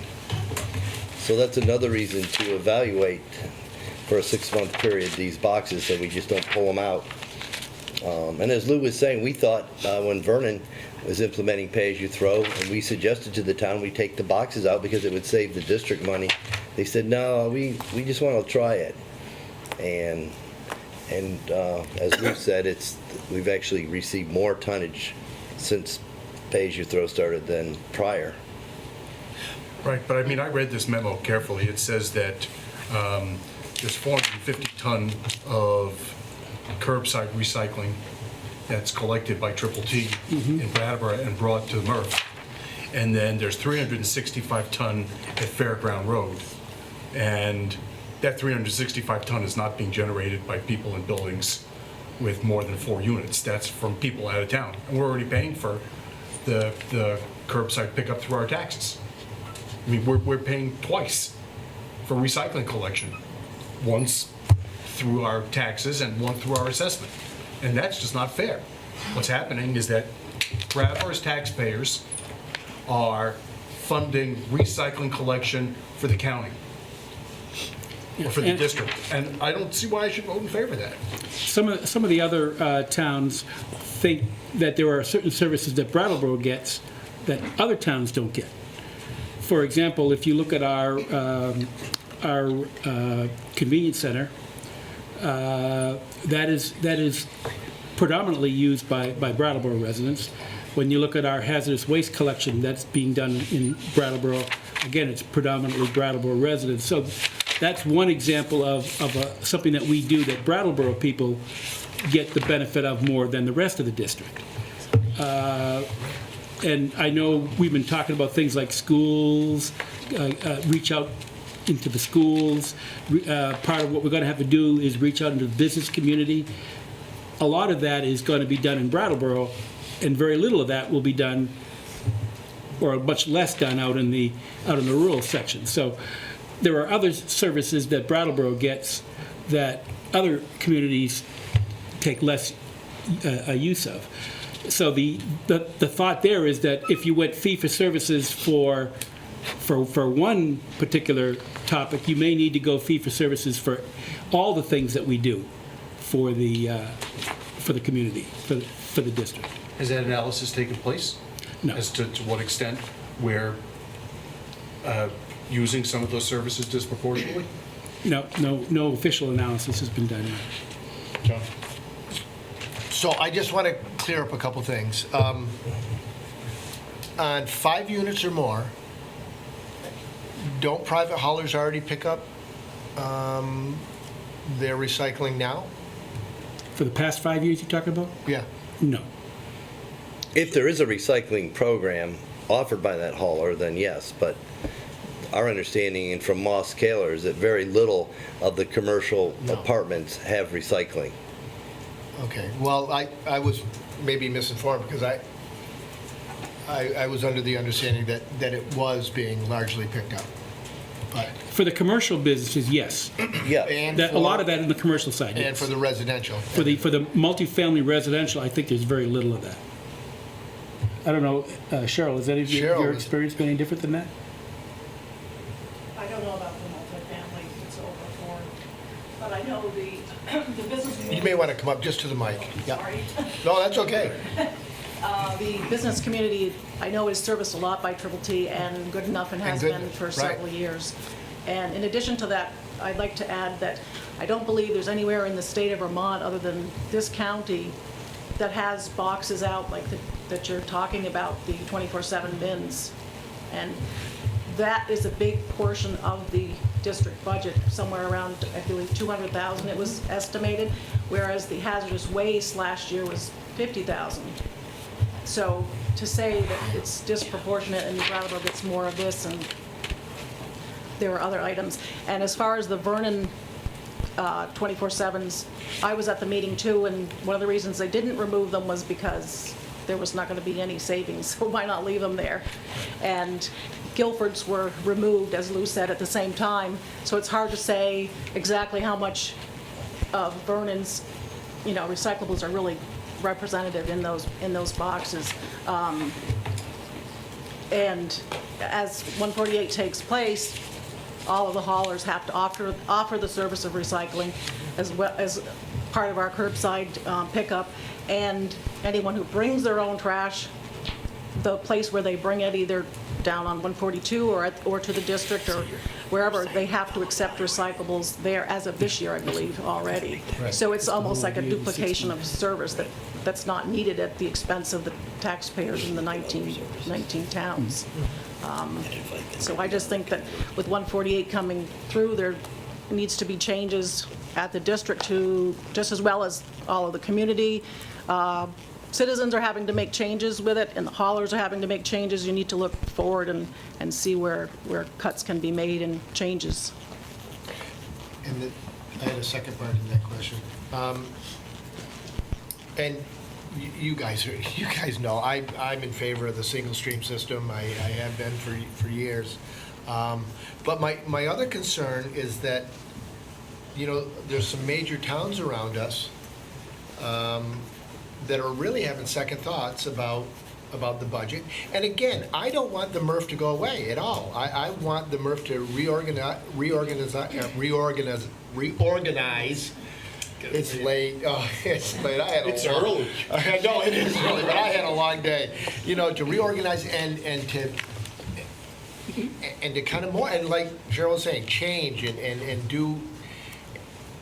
And I just don't know where that 6-month period is going to change anything. I mean, we know what we know what's coming down the road. You know, 148 and all the changes. So I'm really having some concerns about that. Dummerston and Newfane and are all having, you know, second thoughts, and they voted down the budget. I think Dummerston did. Dummerston, Newfane, and Guilford voted. Guilford voted it down. Correct. You know, there were some other towns that were kind of on the fence, and so, you know, I'm just trying to understand it all and really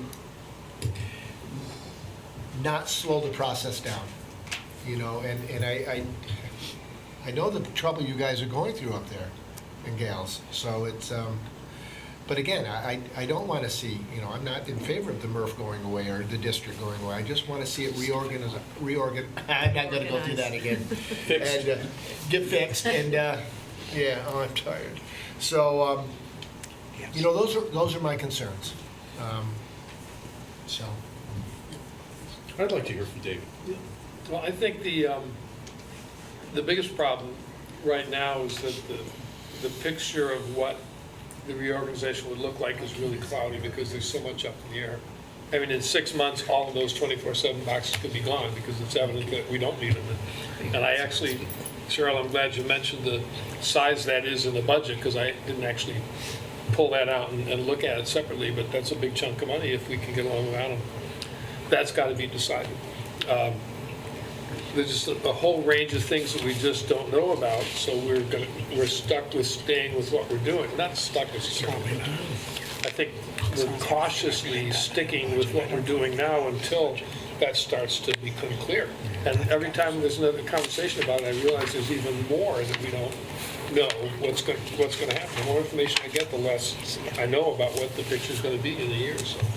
So I think we're, you know, as the district board decided to go ahead with the budget as we have it now and the MRF as we have it now and see where we are in a year where 148 is in place and the educating has gone on and we see how much, you know, how much trash is going over the bank and how much is getting recycled and then we can, you know, I think next year it's going to be easier to answer these questions than it is now because there's just so much that's unknown.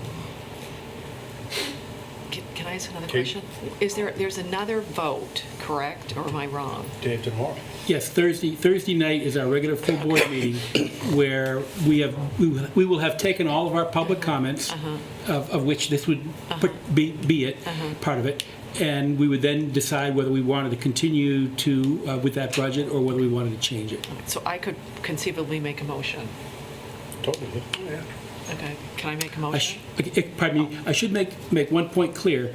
As part of this process, one of our representatives checked with the Secretary of State, and it is important for you to know that if you direct, that you can ask your representative to the district to vote a particular way, but that person can vote his conscience and vote whichever way that he feels is appropriate for him. I should point that out before you. Okay. I wondered about that. Thanks for clarifying it. Yeah. You're welcome. You want to make a motion? Yeah. And I mean, I'm going to make this motion because I am concerned. I think we are being double billed. So I at least want to be on record myself as being opposed to us being double billed. So I want to make a motion that we instruct our representative to the Wyndham Solid Waste Management District to, I don't know if we want to say vote against or oppose the Wyndham Solid Waste Management District's FY16 budget. All right, that's a motion by Ms. O'Connor. Discussion from anybody on the board? Ms. Franklin, did you have your hand up? Yeah, it wasn't specifically what Ms. O'Connor said, but I suspect that going forward with Act 148 and the pay-as-you-throw starts on July 1st, that any of the 24/7, as we call them, boxes that are unmanned and unsupervised, people aren't going to want to pay more for their trash, and it's going to end up in those 24/7 boxes. And ultimately, any of that residual waste, that is an extra cost that goes to the district, because then you have to pay for disposal to get rid of anything that's thrown in there that's not supposed to be. Thank you. Any further discussion? There's a motion that the select board instruct its representative from the Solid Waste Management District to vote against the FY16 budget. Any further discussion? All those in favor, please say aye. Aye. All those opposed? No. No. All right, that appears to carry 3-2. Is that correct? 3-2? Was that the white glove Yeah. that was up? Was it no? That motion carries 3-2. Could I ask you to further clarify to your representative exactly what you would ask him to change in the budget so that he can come to the meeting with some positive ideas on what you'd like to see changed? I personally am in favor of us not being double billed for recycling pickup. And if that program was going away, our assessment, it looks to me, would drop about $60,000 or $65,000. And that's what I'm in favor of. Yeah, I'm I the don't know same if way. we need a motion from the board to speak to that. but- No, we can talk to David Right. privately. That's where I'm at. Yeah. Okay. One of the things that it may need to happen is that we'd have to drop that whole program. I don't know if legally we can charge you less for what we charge others for this program. So what that might mean is this program would have to be dropped as opposed to amended.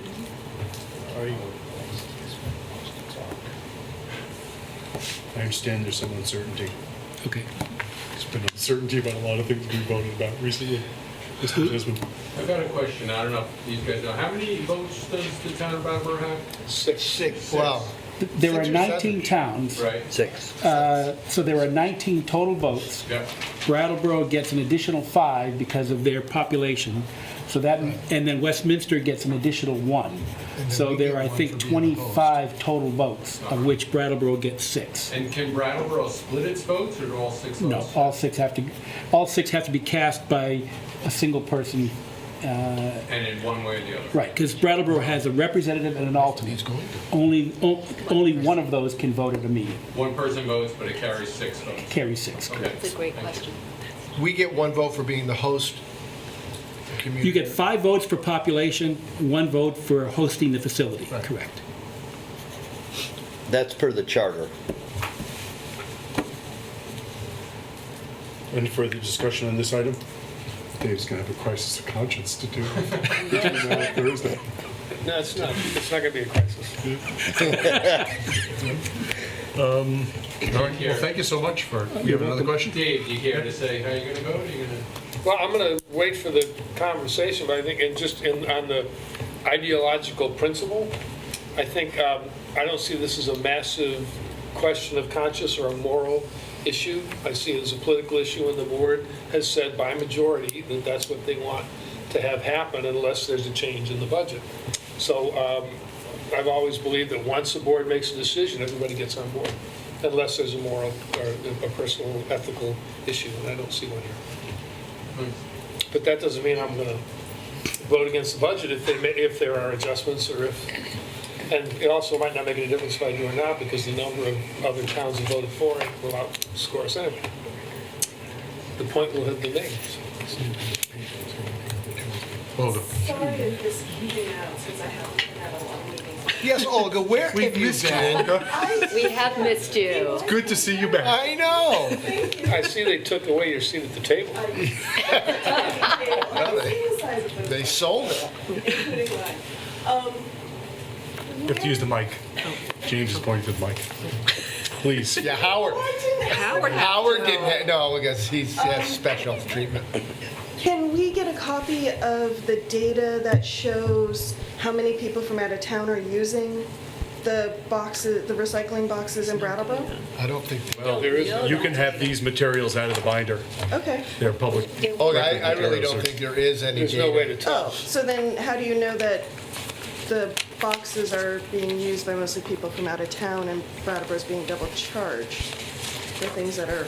I don't think we know that. I don't know if Moss ever did any analysis on that. He may have. If so, we might be able to get that. But Okay, so Moss is the person I should check with? Yeah. Awesome. But can I just make a comment on that too? But I don't think, Olga, we're being double charged because we have this, if I say this wrong, correct me. We pay for curbside pickup. Right. In our taxes. Right. But then there are those big 24/7 24/7 boxes, those big ones up by the public that we pay extra for, whether we're putting the trash in or somebody else is putting it in. Brattleboro's paying for it, but we're already paying for our trash to get picked up, or recycling to get picked up. Kind of where some of my confusion comes in, because like, I'm a Brattleboro resident, and I put recycling out on the curb, but sometimes I have more recycling than normal, so I'll go out and put things in the boxes before the week comes around. So I'm using both as a Brattleboro resident, so I'm assuming I'm not the only one. You're not. I do the same thing. Yeah, I do too when I have too much. I still think it's very possible that there are a number of people depositing in those receptacles who are not Brattleboro residents. But I think we have. Their towns are paying into the same program, so Brattleboro could easily go to their boxes and use their boxes if they want. But those towns are not paying out of taxes for curbside recycling pickup. We're paying for curbside recycling pickup out of our taxes and also through the assessment. Although the curbside pickup doesn't cover everyone in town, does it? No, it covers everybody in units, in buildings with 4 or less, 4 units or less. So what would happen to the people, at least before Act 148 goes in, that don't have curbside pickup even though they're paying taxes and the boxes are gone? That would be highly problematic, I think. Well, but everybody does have curbside, except the larger ones, and they have dumpsters. Right, but they don't necessarily have recycling collection. However, there are roll-offs at the district as well. You know, Yeah, there's green the convenience recycling center. containers. Right. Okay. Thank you. Sorry, I didn't mean to be so confusing. No. It's a confusing process. It really is. I guess I'd just like them to clarify, why do we do non-member towns? Say it again, why do we what? Why do we service some non-member towns? We service them for a fee. We don't do that as part of our How do you come up with a fee that makes it pay its way? We charge, like for example, Chesterfield is one of those towns. We charge them a tipping fee for bringing their recyclables, and we charge them for hauling. In Weathersfield is one of our other non-district towns. We charge them to haul. We do not charge a tipping fee for them because it's very clean material, and we can process it rather efficiently. Is it Brattleboro's that's picked up dual stream and delivered to you pretty clean? Yes, but we don't charge them for that either because they're a member of the town. They're a member of the district. They pay an assessment every year and have to pay to join the district. Mm-hmm. I mean, I know you got boxes in Searsburg. Do you charge them rent on the boxes? On the boxes, no. We charge them for hauling. And a tip fee. And a tip fee. Part of the reason this is important to us is because the more material that gets brought to the facility, the more efficient it is, the cheaper it is per ton to process it. If we could get another 25 towns to bring their material to us, that would be wonderful because then it would make the facility much more efficient. We're always looking for more materials. With the prices of recycling going down though, is that feasible? I mean, like I was talking to Craig and he said papers just dropped right out this morning in the building. Yeah. So I mean, at what point do you lose? You win some of the time, but you lose some of the time. Well, when you have a certain infrastructure that has to be maintained is not linear to the amount of tons that get brought in. So if you lose material, you still have to pay the overhead of running the line unless you start laying off people. The more material you bring in, the more efficient that operation is. Right. I'm gonna move on to the next agenda item. I hope that there'll be some addressing of the budget consistent with what we've talked about. The next item on the agenda, and it's actually two items that Ms. Cappy will speak to regarding amendments to the charter.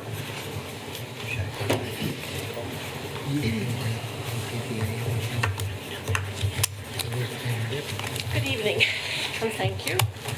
And Annette, this is late for you. You're not kidding. If I were home, I'd probably be dozing. We should in my have adjusted chair. this. We should have adjusted this for That's you. right, I'm getting old. So the reason that I'm here is that I am proposing, requesting that you place 2 articles on the representative town meeting warning for charter changes. And the first article is a simple housekeeping article.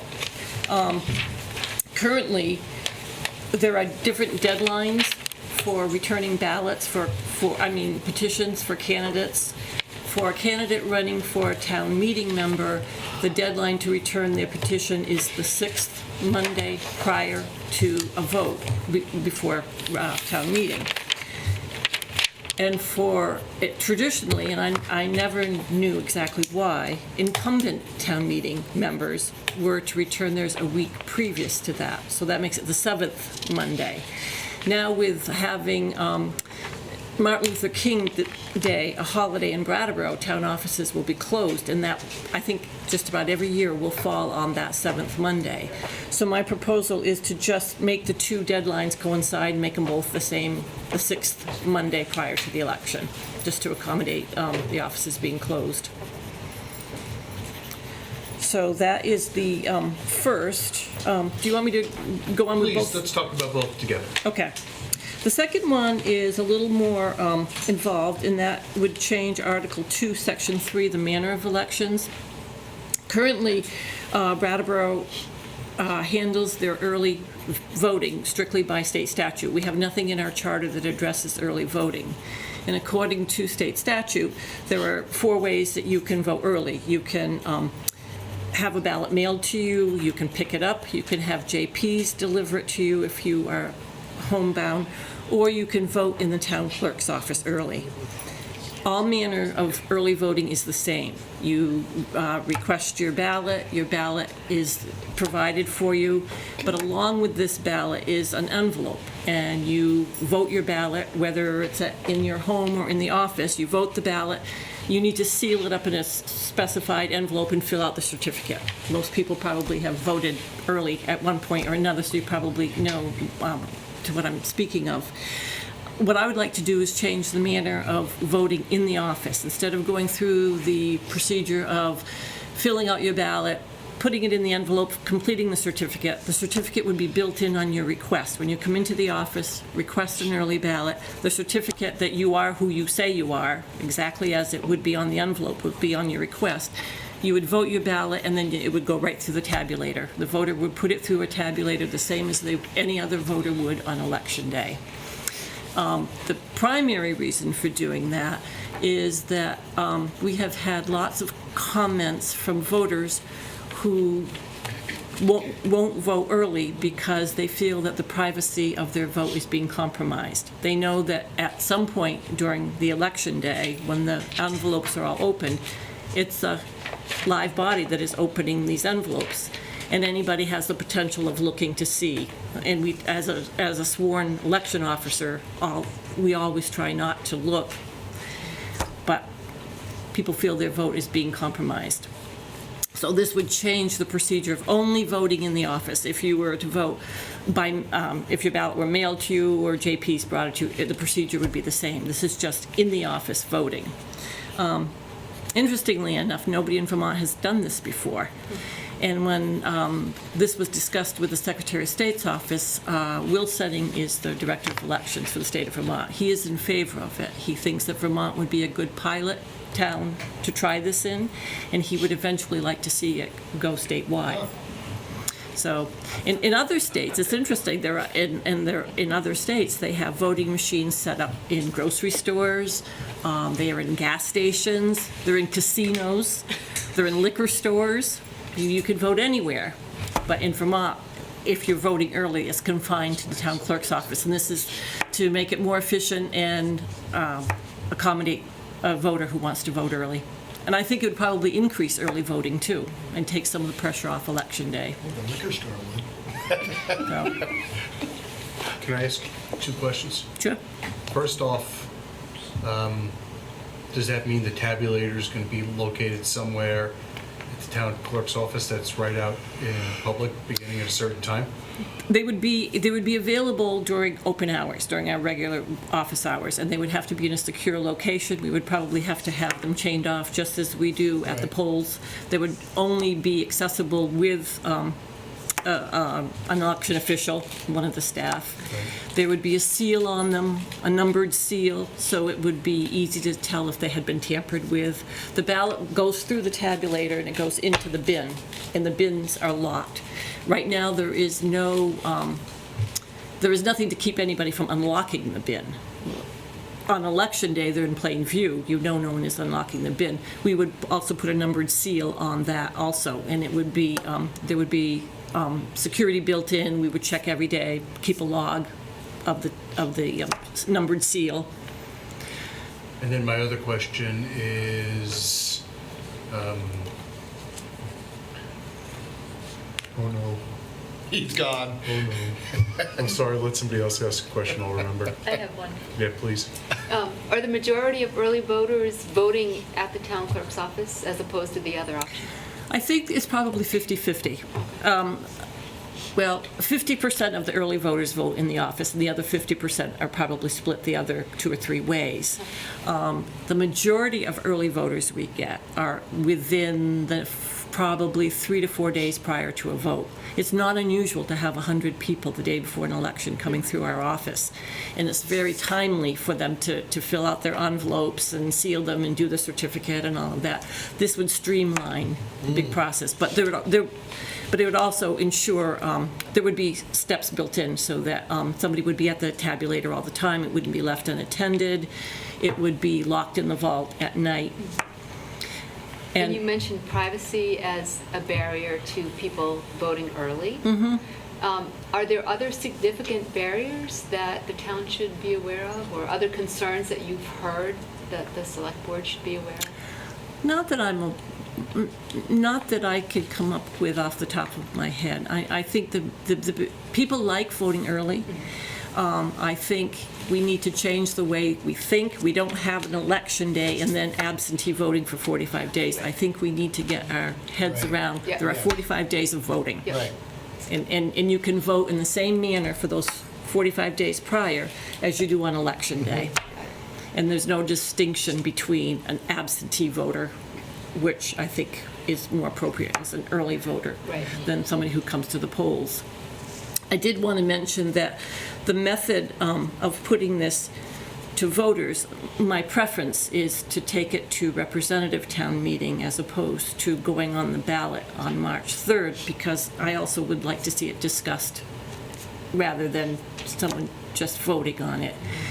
And the way that the charter is written, to go to town meeting, for this town meeting, they would only be, if it were approved, there would only be a resolution stating that they are in favor of it. It would have to go back to representative town meeting at the next town meeting for an actual vote.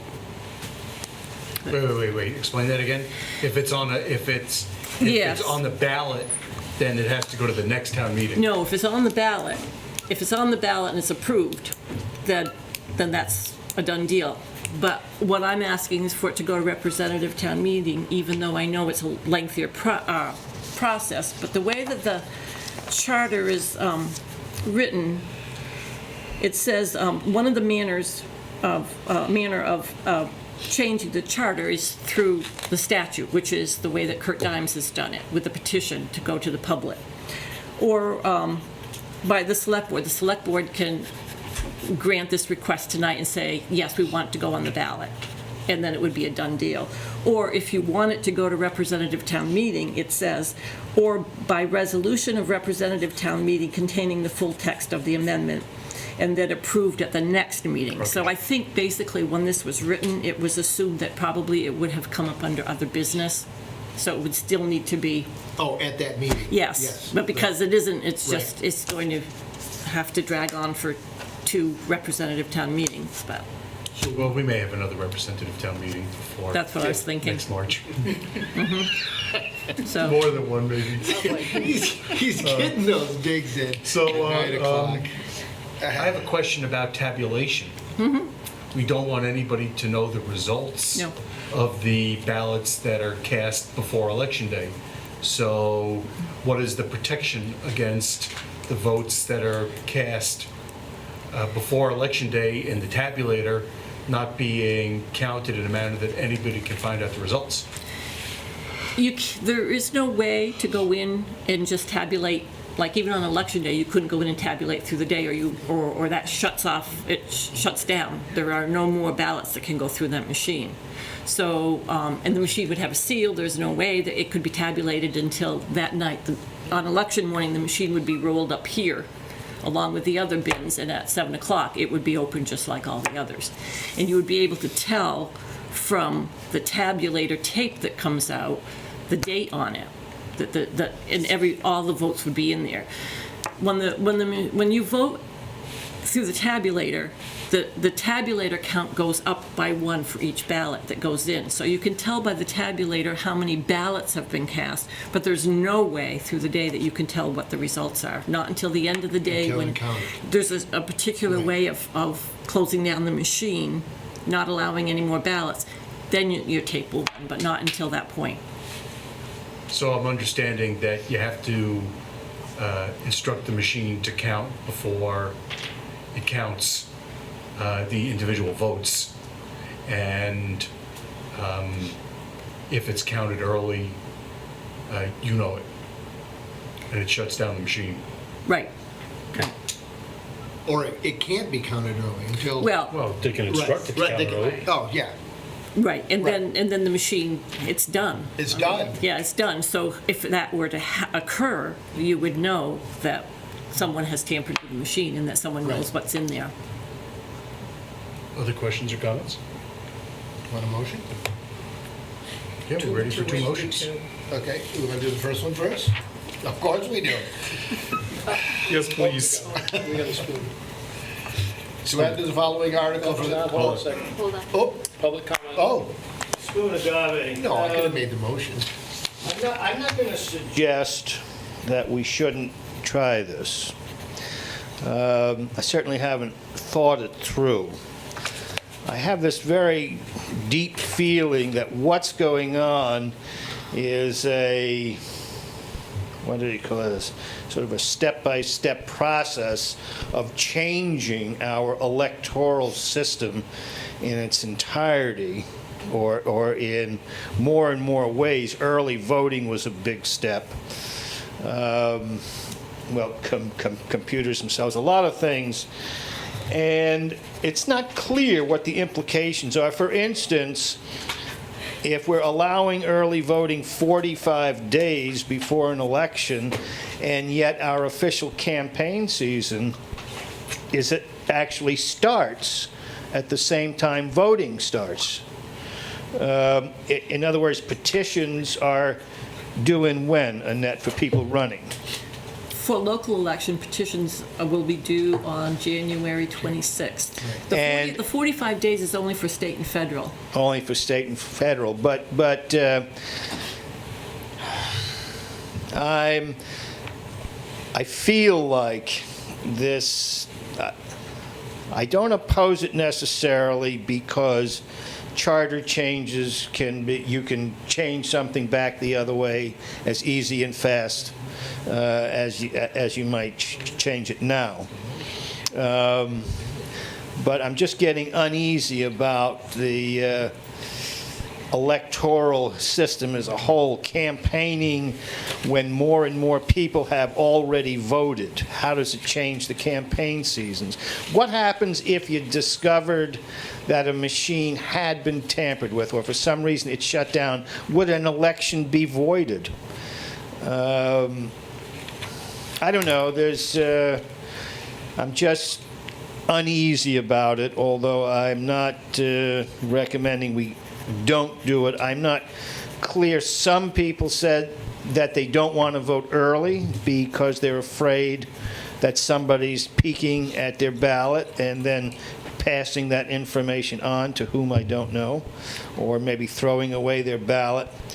And it gives, there's a much bigger problem there. First of all, because they don't vote early doesn't mean that they don't vote at all. They may just resign themselves to having to vote on election day. So we don't really know how many people we're really losing in this process. It may be very, very few, and does that really warrant a charter change? But I also feel that somehow there are much bigger problems with the, not to mention turnout, but that's got nothing to do with counting.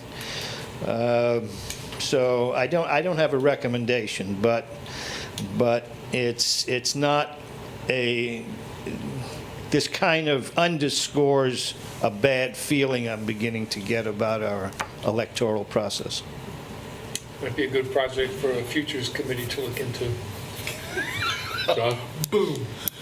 Well, this is just, this can be discussed further at representative town meeting. Yeah. So it's not a done deal. Yeah, You know, it's, I realize that. yeah, so You know. I appreciate your concern, but that's where it's gonna take the full brunt of this. So, Motion? yes. To add the following article to the 2015 representative town meeting warning to see if the town shall pass a resolution to amend the Brattleboro Town Charter. Huh? Slow down. Oh, I'm sorry. I keep forgetting. Addendum A, Acts of 1959, number 302, section 4A, to change their deadline for incumbent town meeting members to submit their notice of intent to have their name placed on the ballot as presented. Is there any further discussion? Just Howard? sure. With any cost associated with that, having them change? None. No administrative additional staff costs? No. They got it right down to the science. All those in favor of changing the deadline for incumbent town meeting members to submit notice of intent, please say aye. Aye. Aye. All those opposed or abstaining? That carries 5-0. Now we're ready for another motion. I move to add the following article to the 2015 representative town meeting warning. To see if the town shall pass a resolution to amend the Brattleboro Town Charter, Article 2, Section 3, to allow mechanical tabulation of ballots from citizens that use early voting as presented. Any further discussion? Hearing none, all those in favor, please say aye. Aye. Anybody opposed or abstaining? That carries 5-0. Next matter on the agenda is... Thank you. Thank you, Annette, for staying. Good night. Talking with us. Next matter on the agenda is a request for Mr. Agavi to add an article to the 2015 representative town meeting warning to establish representative town meeting committee known as Committee of the Future. Spoon? I'm going to request an amendment. You can't do that. Well, and what you're seeing is actually not different from what you have already seen insofar as meaning, intent, or anything like that. And I will explain how this came about.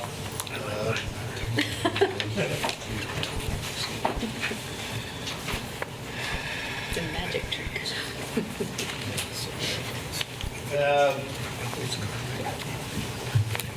I had a meeting, sort of unexpected, not unexpected, but just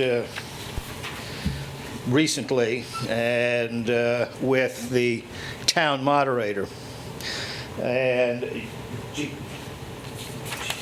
to give him a heads up on this. And he looked at it, and first he thought, because I was just, I think when I submitted it to you, it had another paragraph besides the one sentence. And actually, I just wasn't sure. But originally, I thought, well, that should probably be included in the warning itself, but I wasn't sure whether it should have been. In fact, when I met with the town moderator, he did feel that there should be a little bit more in the warning than I was. He appreciated that I was trying to keep it as terse and succinct as I possibly could, but he also felt that it should better reflect what the town meeting members were asking for when the ad hoc committee was passed in June, and so that's mentioned in there, that the request is specific to what town meeting was expecting. And he thought that there should be, as I had written in the original one that you got, a little bit more about the purpose of it. He was looking at, he was comparing it to what we put in the charter about the finance committee. And he felt like it should look a little bit more like that it have a little bit more of a substance to it. He did then consult with the town attorney, and they had a little conference, and then we went over it again. And so what you're looking at is also the town attorney's opinion as well.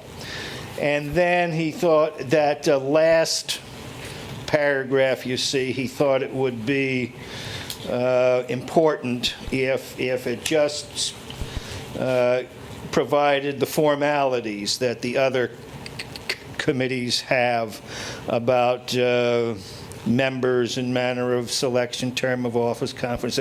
That's the exact language that comes out of the finance committee. So what he just thought, the town moderator thought that it would be a better article to discuss if it was a little bit more complete and reflective of what was expected. And I think if you compare it to what you have, it's essentially the same thing. Anybody on the board have any comments or questions? Seems pretty straightforward to me. Well, I guess I would inquire, given that the charter would generally indicate that signatures would be collected, and that's the way other items have been presented to the board. For example, those charter changes that Mr. Dimes has championed. Why should we be doing this in this way rather than waiting for petition with signatures? Put it on the town meeting warning. Well, this is why he suggested, and you will find in here, that first paragraph. Because the ad hoc committee asked for a report at the next town meeting. You're not doing this for yourselves. You are merely, this is much like you have been asked to put together the agenda by the citizens of this town. That's Ed, and so you are, again, you're just doing what town meeting is asking. They want to see, town meeting wants to see this, is what it said is at our last meeting. So this, I see, is merely a formality. I just have, can I just, I just, I'm troubled by the way this is coming in front of us, and I would think that it should come by petition. That's my view. And I mean, I was there at the end of town meeting in June, and I don't remember any substantial discussion, and it's really not clear to me what work's gone on from the Futures Committee, so-called, since that time. I haven't seen anything in public about it. Well, that will be presented to the town meeting members in their meeting packet. They will have more information, a whole page, more description, a little bit more precise. But this is to be a committee of town meeting. This is not a committee of the town. Okay. how did the finance committee, does anyone know how that came about? That was written in the, did it go back to the original 59? I think it was I think it was in the original, I'm not sure. It was no later than the 84 revision, which was the first major revision after the original 1959. But I think it was put in the original 1959 charter, not the original, but the one where we established representative town meeting. Because my question is this being done differently than how we set up the finance committee? I mean, are there any other committees of town, representative town meeting committees besides the finance committee? Well, the Human Services Yeah, Committee, well, but that's sort really of formed in a sort of ad hoc way. Right. I have questions about why it was set up that way, but Right. I mean, I would sort of like to know, when we do things like this, it's like precedent setting in a way. So I'm sort of confused about this, to figure out what's the best, I'm confused. So, which is, might be not normal, but. I don't have it with me.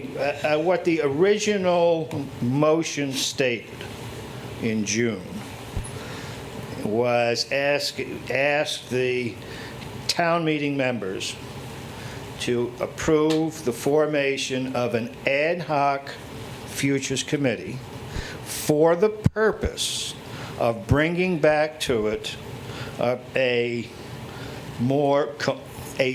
complete proposal for the formation of a permanent committee. So all you're doing is putting it on the warning for them to discuss as they ask, Right. to discuss it. So this is just going to be another article that they're going to debate, Right. whether it gets accepted or not. And they'll decide if they want to Then form this committee, and it will be under town meeting, not under the town. You wouldn't have anything more to do with this. No, I'm not seeing a big, I'm not too concerned about a precedent with this, partly because there was a pretty stronger than I expected interest in it at the town meeting when it was first voted on. And I think it's just, I don't see any need to go out and get a big petition. We're not trying to change the charter or anything like that. We're trying to get something talked about at town meeting, or you are, you've brought it in front of us. And I don't really see a problem with putting it on the warning and having a conversation. I just don't remember the big conversation that we had. If we were breaking some rule about it. I don't remember this big. And it was toward the end of the meeting. Yes, and we were all Under other business. Under other business, yeah. Right, as they usually do, people were leaving. right. Yep. Yeah, But nonetheless, pretty overwhelming vote in favor. yeah. I also have to say, although it feels somewhat unusual, and I don't want it to be out of bounds and/or precedent setting based on my very suspicious recollection of how that meeting ended and my lack of clear memory. I do feel like this is an okay thing for us to vote on tonight, and I do feel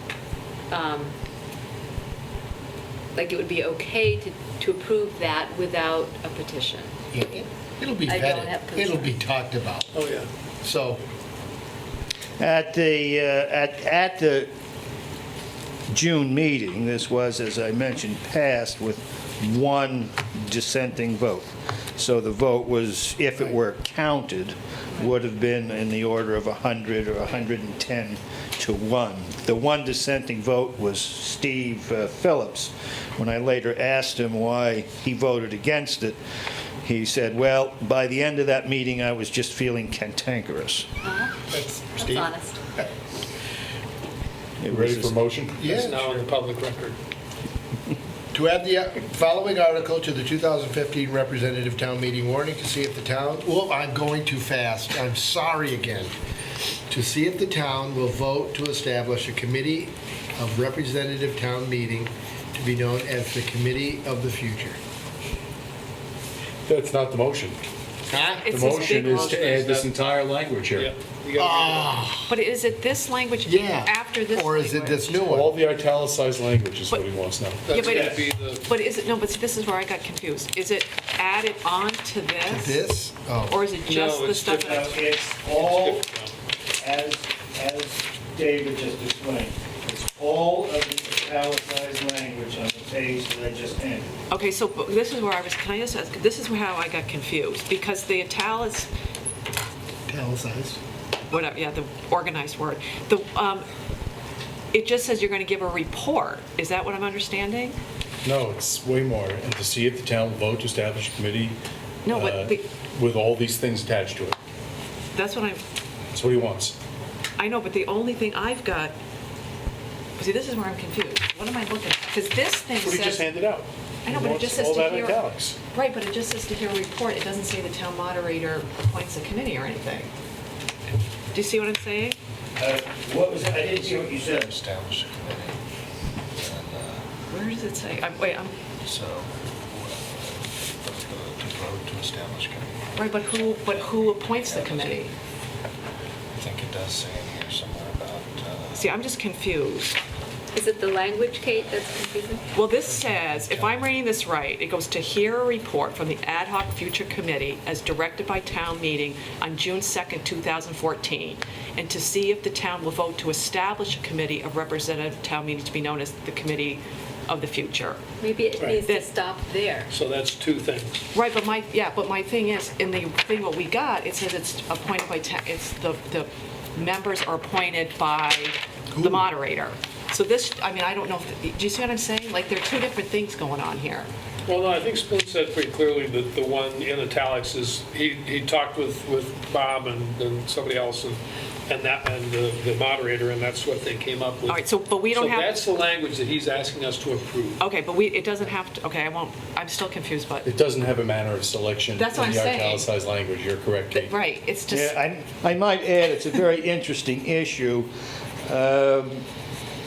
In speaking with the town moderator, he's been very diligently making the state meetings each year of town moderators.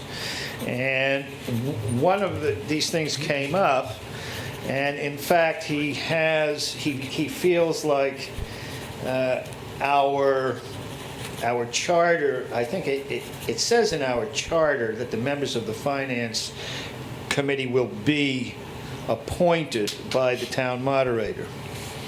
And from what he is learning and feeling, that gives the town moderator a certain amount of power that would be inappropriate for a moderator to have who is supposed to be totally neutral. But that's an issue perhaps that we'll discuss in the Futures Committee. But then who picks the Wait, didn't I understand that there weren't enough members of the Finance Committee, and is the Finance Committee even constituted right now? Other than There Mr. is Wilmerding? no, yep, there was not enough people to even have a finance Ken committee. And it could be that there won't be enough people to even do this. Could we You table may not this even have a DRB in another month. until our next meeting? Yeah, To I get think- a little bit more clarity on it? Yeah, if you, I think that, well, make the motion and we'll talk about the motion. Here, you Because I did make think the that's a good motion. idea. There is a motion on the floor. There is, but There is a motion it was as- the wrong as- motion. Well, as but, yeah, what do we do with referenced that? in the, in the administrative report. Right. All right? There's a motion as set out in the administrative report. Is there any discussion? So if we want to Ms. table Cappy? this. Oh, wait, Ms. Cappy. Oh, sorry. If this is to be a committee of town meeting, does it need to be part of the charter, same as the finance committee meeting? I've wondered about that, and I don't know. Yeah. That'll probably be, I'll discuss that with the town moderator and the town attorney and see what the feeling is on that. I don't know. All right, Ms. Cappy? If you discover that it's part of an amendment to the charter, then it would follow the same as the two that I just brought forward. They would only be able to make a resolution at this town meeting, and then it would have to be approved at the next town meeting because of the procedure that. Unless we put it on the ballot. Yeah, I don't know. Is the formation of a committee necessarily a charter change? I'm not sure offhand, is the Human Services in the charter? The Human Services Committee, we've done research, and it was included in other business as a sort of an ad hoc committee, and it's turned into something else, and we've just left it that way. Yeah, well, there's yet It's formed in a another very informal way. item for the future's committee agenda, I'd like to is move trying to... To table this, and then I'd like to speak to the motion. Please, go ahead. Two reasons. One is that I think we're almost giddy, and it's really hard to follow the conversation. The other is, I think that two questions, how they're appointed, and then the second one that just came up that I didn't quite get. If you could, you just said you would talk to the attorney again, I think, or the moderator again, and if you would do that, then we could, at the next meeting, we've got 2 more meetings before we're putting this all to bed. And if we could kind of get those questions resolved and then come back so we could, Kate wouldn't be confused and I wouldn't be confused and we'd know what we're voting on. Because in concept, I have no difficulty with this at all, but the parts of it, because of the way being a municipality, all the things that have to be put in line. Yeah, well, it would answered. certainly be, that's a logical question to arise at town meeting and would have to be responded to. All right, there's a motion to table. Any further discussion on the motion to table? Hearing none, all those in favor, please say aye. Aye. Anybody opposed or abstaining, that carries 5-0. And can we put it earlier on the agenda? There's last thing other way important business at the next meeting, too. I do. All right, so I'm going to make an announcement. Town of Brattleboro is looking for citizens to serve on the following committees and boards. Agriculture Advisory Board. Basic, Brattleboro Area Skate Park is coming, for which you need to be a Brattleboro resident. Conservation Commission, Development Review Board, and Development Review Board alternate. Energy Committee, Fence Viewer, who has to be a legal voter of the town. Honor Roll Committee, Inspector of Lumber, Shingles, and Wood. I like that one. Planning Commission, Parks and Recreation Board, Senior Solutions Representative, SEVCA Representative. We are soliciting committee members and board members for each of those, and a deadline is now being established. We don't need a motion, do we, Jen? A deadline is now being established for submission of applications by Thursday, January 29 at 5 p.m. And we'll make appointments at our February 3rd meeting. If we have multiple candidates, we will have interviews before the February 3rd meeting convenes. Is there any inquiry or discussion? Spoon? think the DRB issue requires special attention. Right now, we have, of course, no alternates, and essentially 6 members.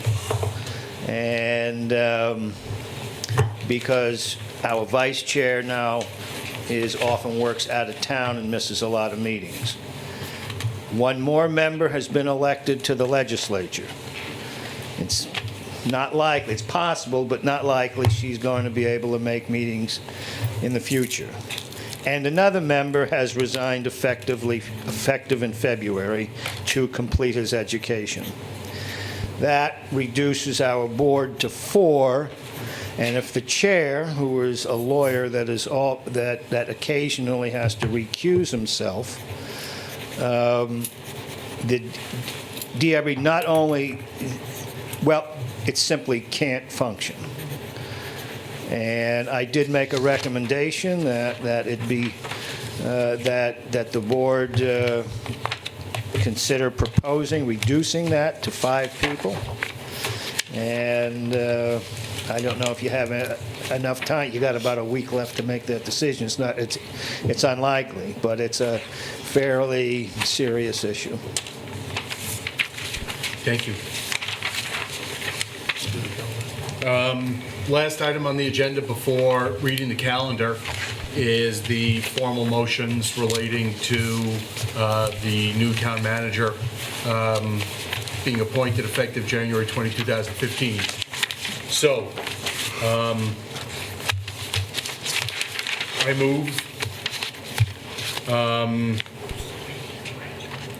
that effective 7 a.m. on January 20, 2015, that Peter Elwell be appointed town manager with all the duties and responsibilities of that position provided by Vermont state law. Any discussion? I'd like to think about it. Hearing none, all those in favor, please say aye. Aye. Then I also move that effective 7 a.m. on January 20, 2015, interim town manager Patrick Moreland be relieved of his duties as interim town manager and resume duties as assistant town manager from that time forward. Any discussion? All those in favor, please say aye. Aye. Aye. Anybody opposed or abstaining? That carries 5-0. Somebody want to read the calendar? Yes, I've done it. Oh, I was going to, but Well, God, you've done a lot, and it's a short one. God love you. And we're going to go slow. Yeah. Friday, January 9th at 10 a.m., the ADA Advisory Committee at the Marlboro College Graduate Center, VCIL Conference Room. Monday, January 12th at 6 p.m., the Rec and Parks Board meeting in the Gibson-Aiken Center. Tuesday, January 13th at 4 p.m., the Arts Committee in the Hannah Cosman meeting room. 6:30 p.m., Brattleboro Area Skate Park is Coming meeting in the Gibson-Aiken Conference Room. And at 7 p.m., the Tree Advisory Committee in the Hannah Cosman meeting room. Wednesday, January 14th, 6 p.m., the Ad Hoc Futures Committee in the Hannah Cosman meeting room.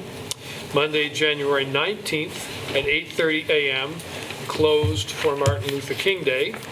And Tuesday, January 20th at 6:15, the Select Board meeting in the Select Board meeting room, which is here. Ready for motion to adjourn? So moved. We have a motion to adjourn. Any discussion? All those in favor, please say aye. Aye. Anybody opposed or abstaining? That carries 5-0. Thank you, BCTV. Thank you, members of the press. Thank you, ASL interpreters. Thank you, everybody who participated. Good night. Thank you.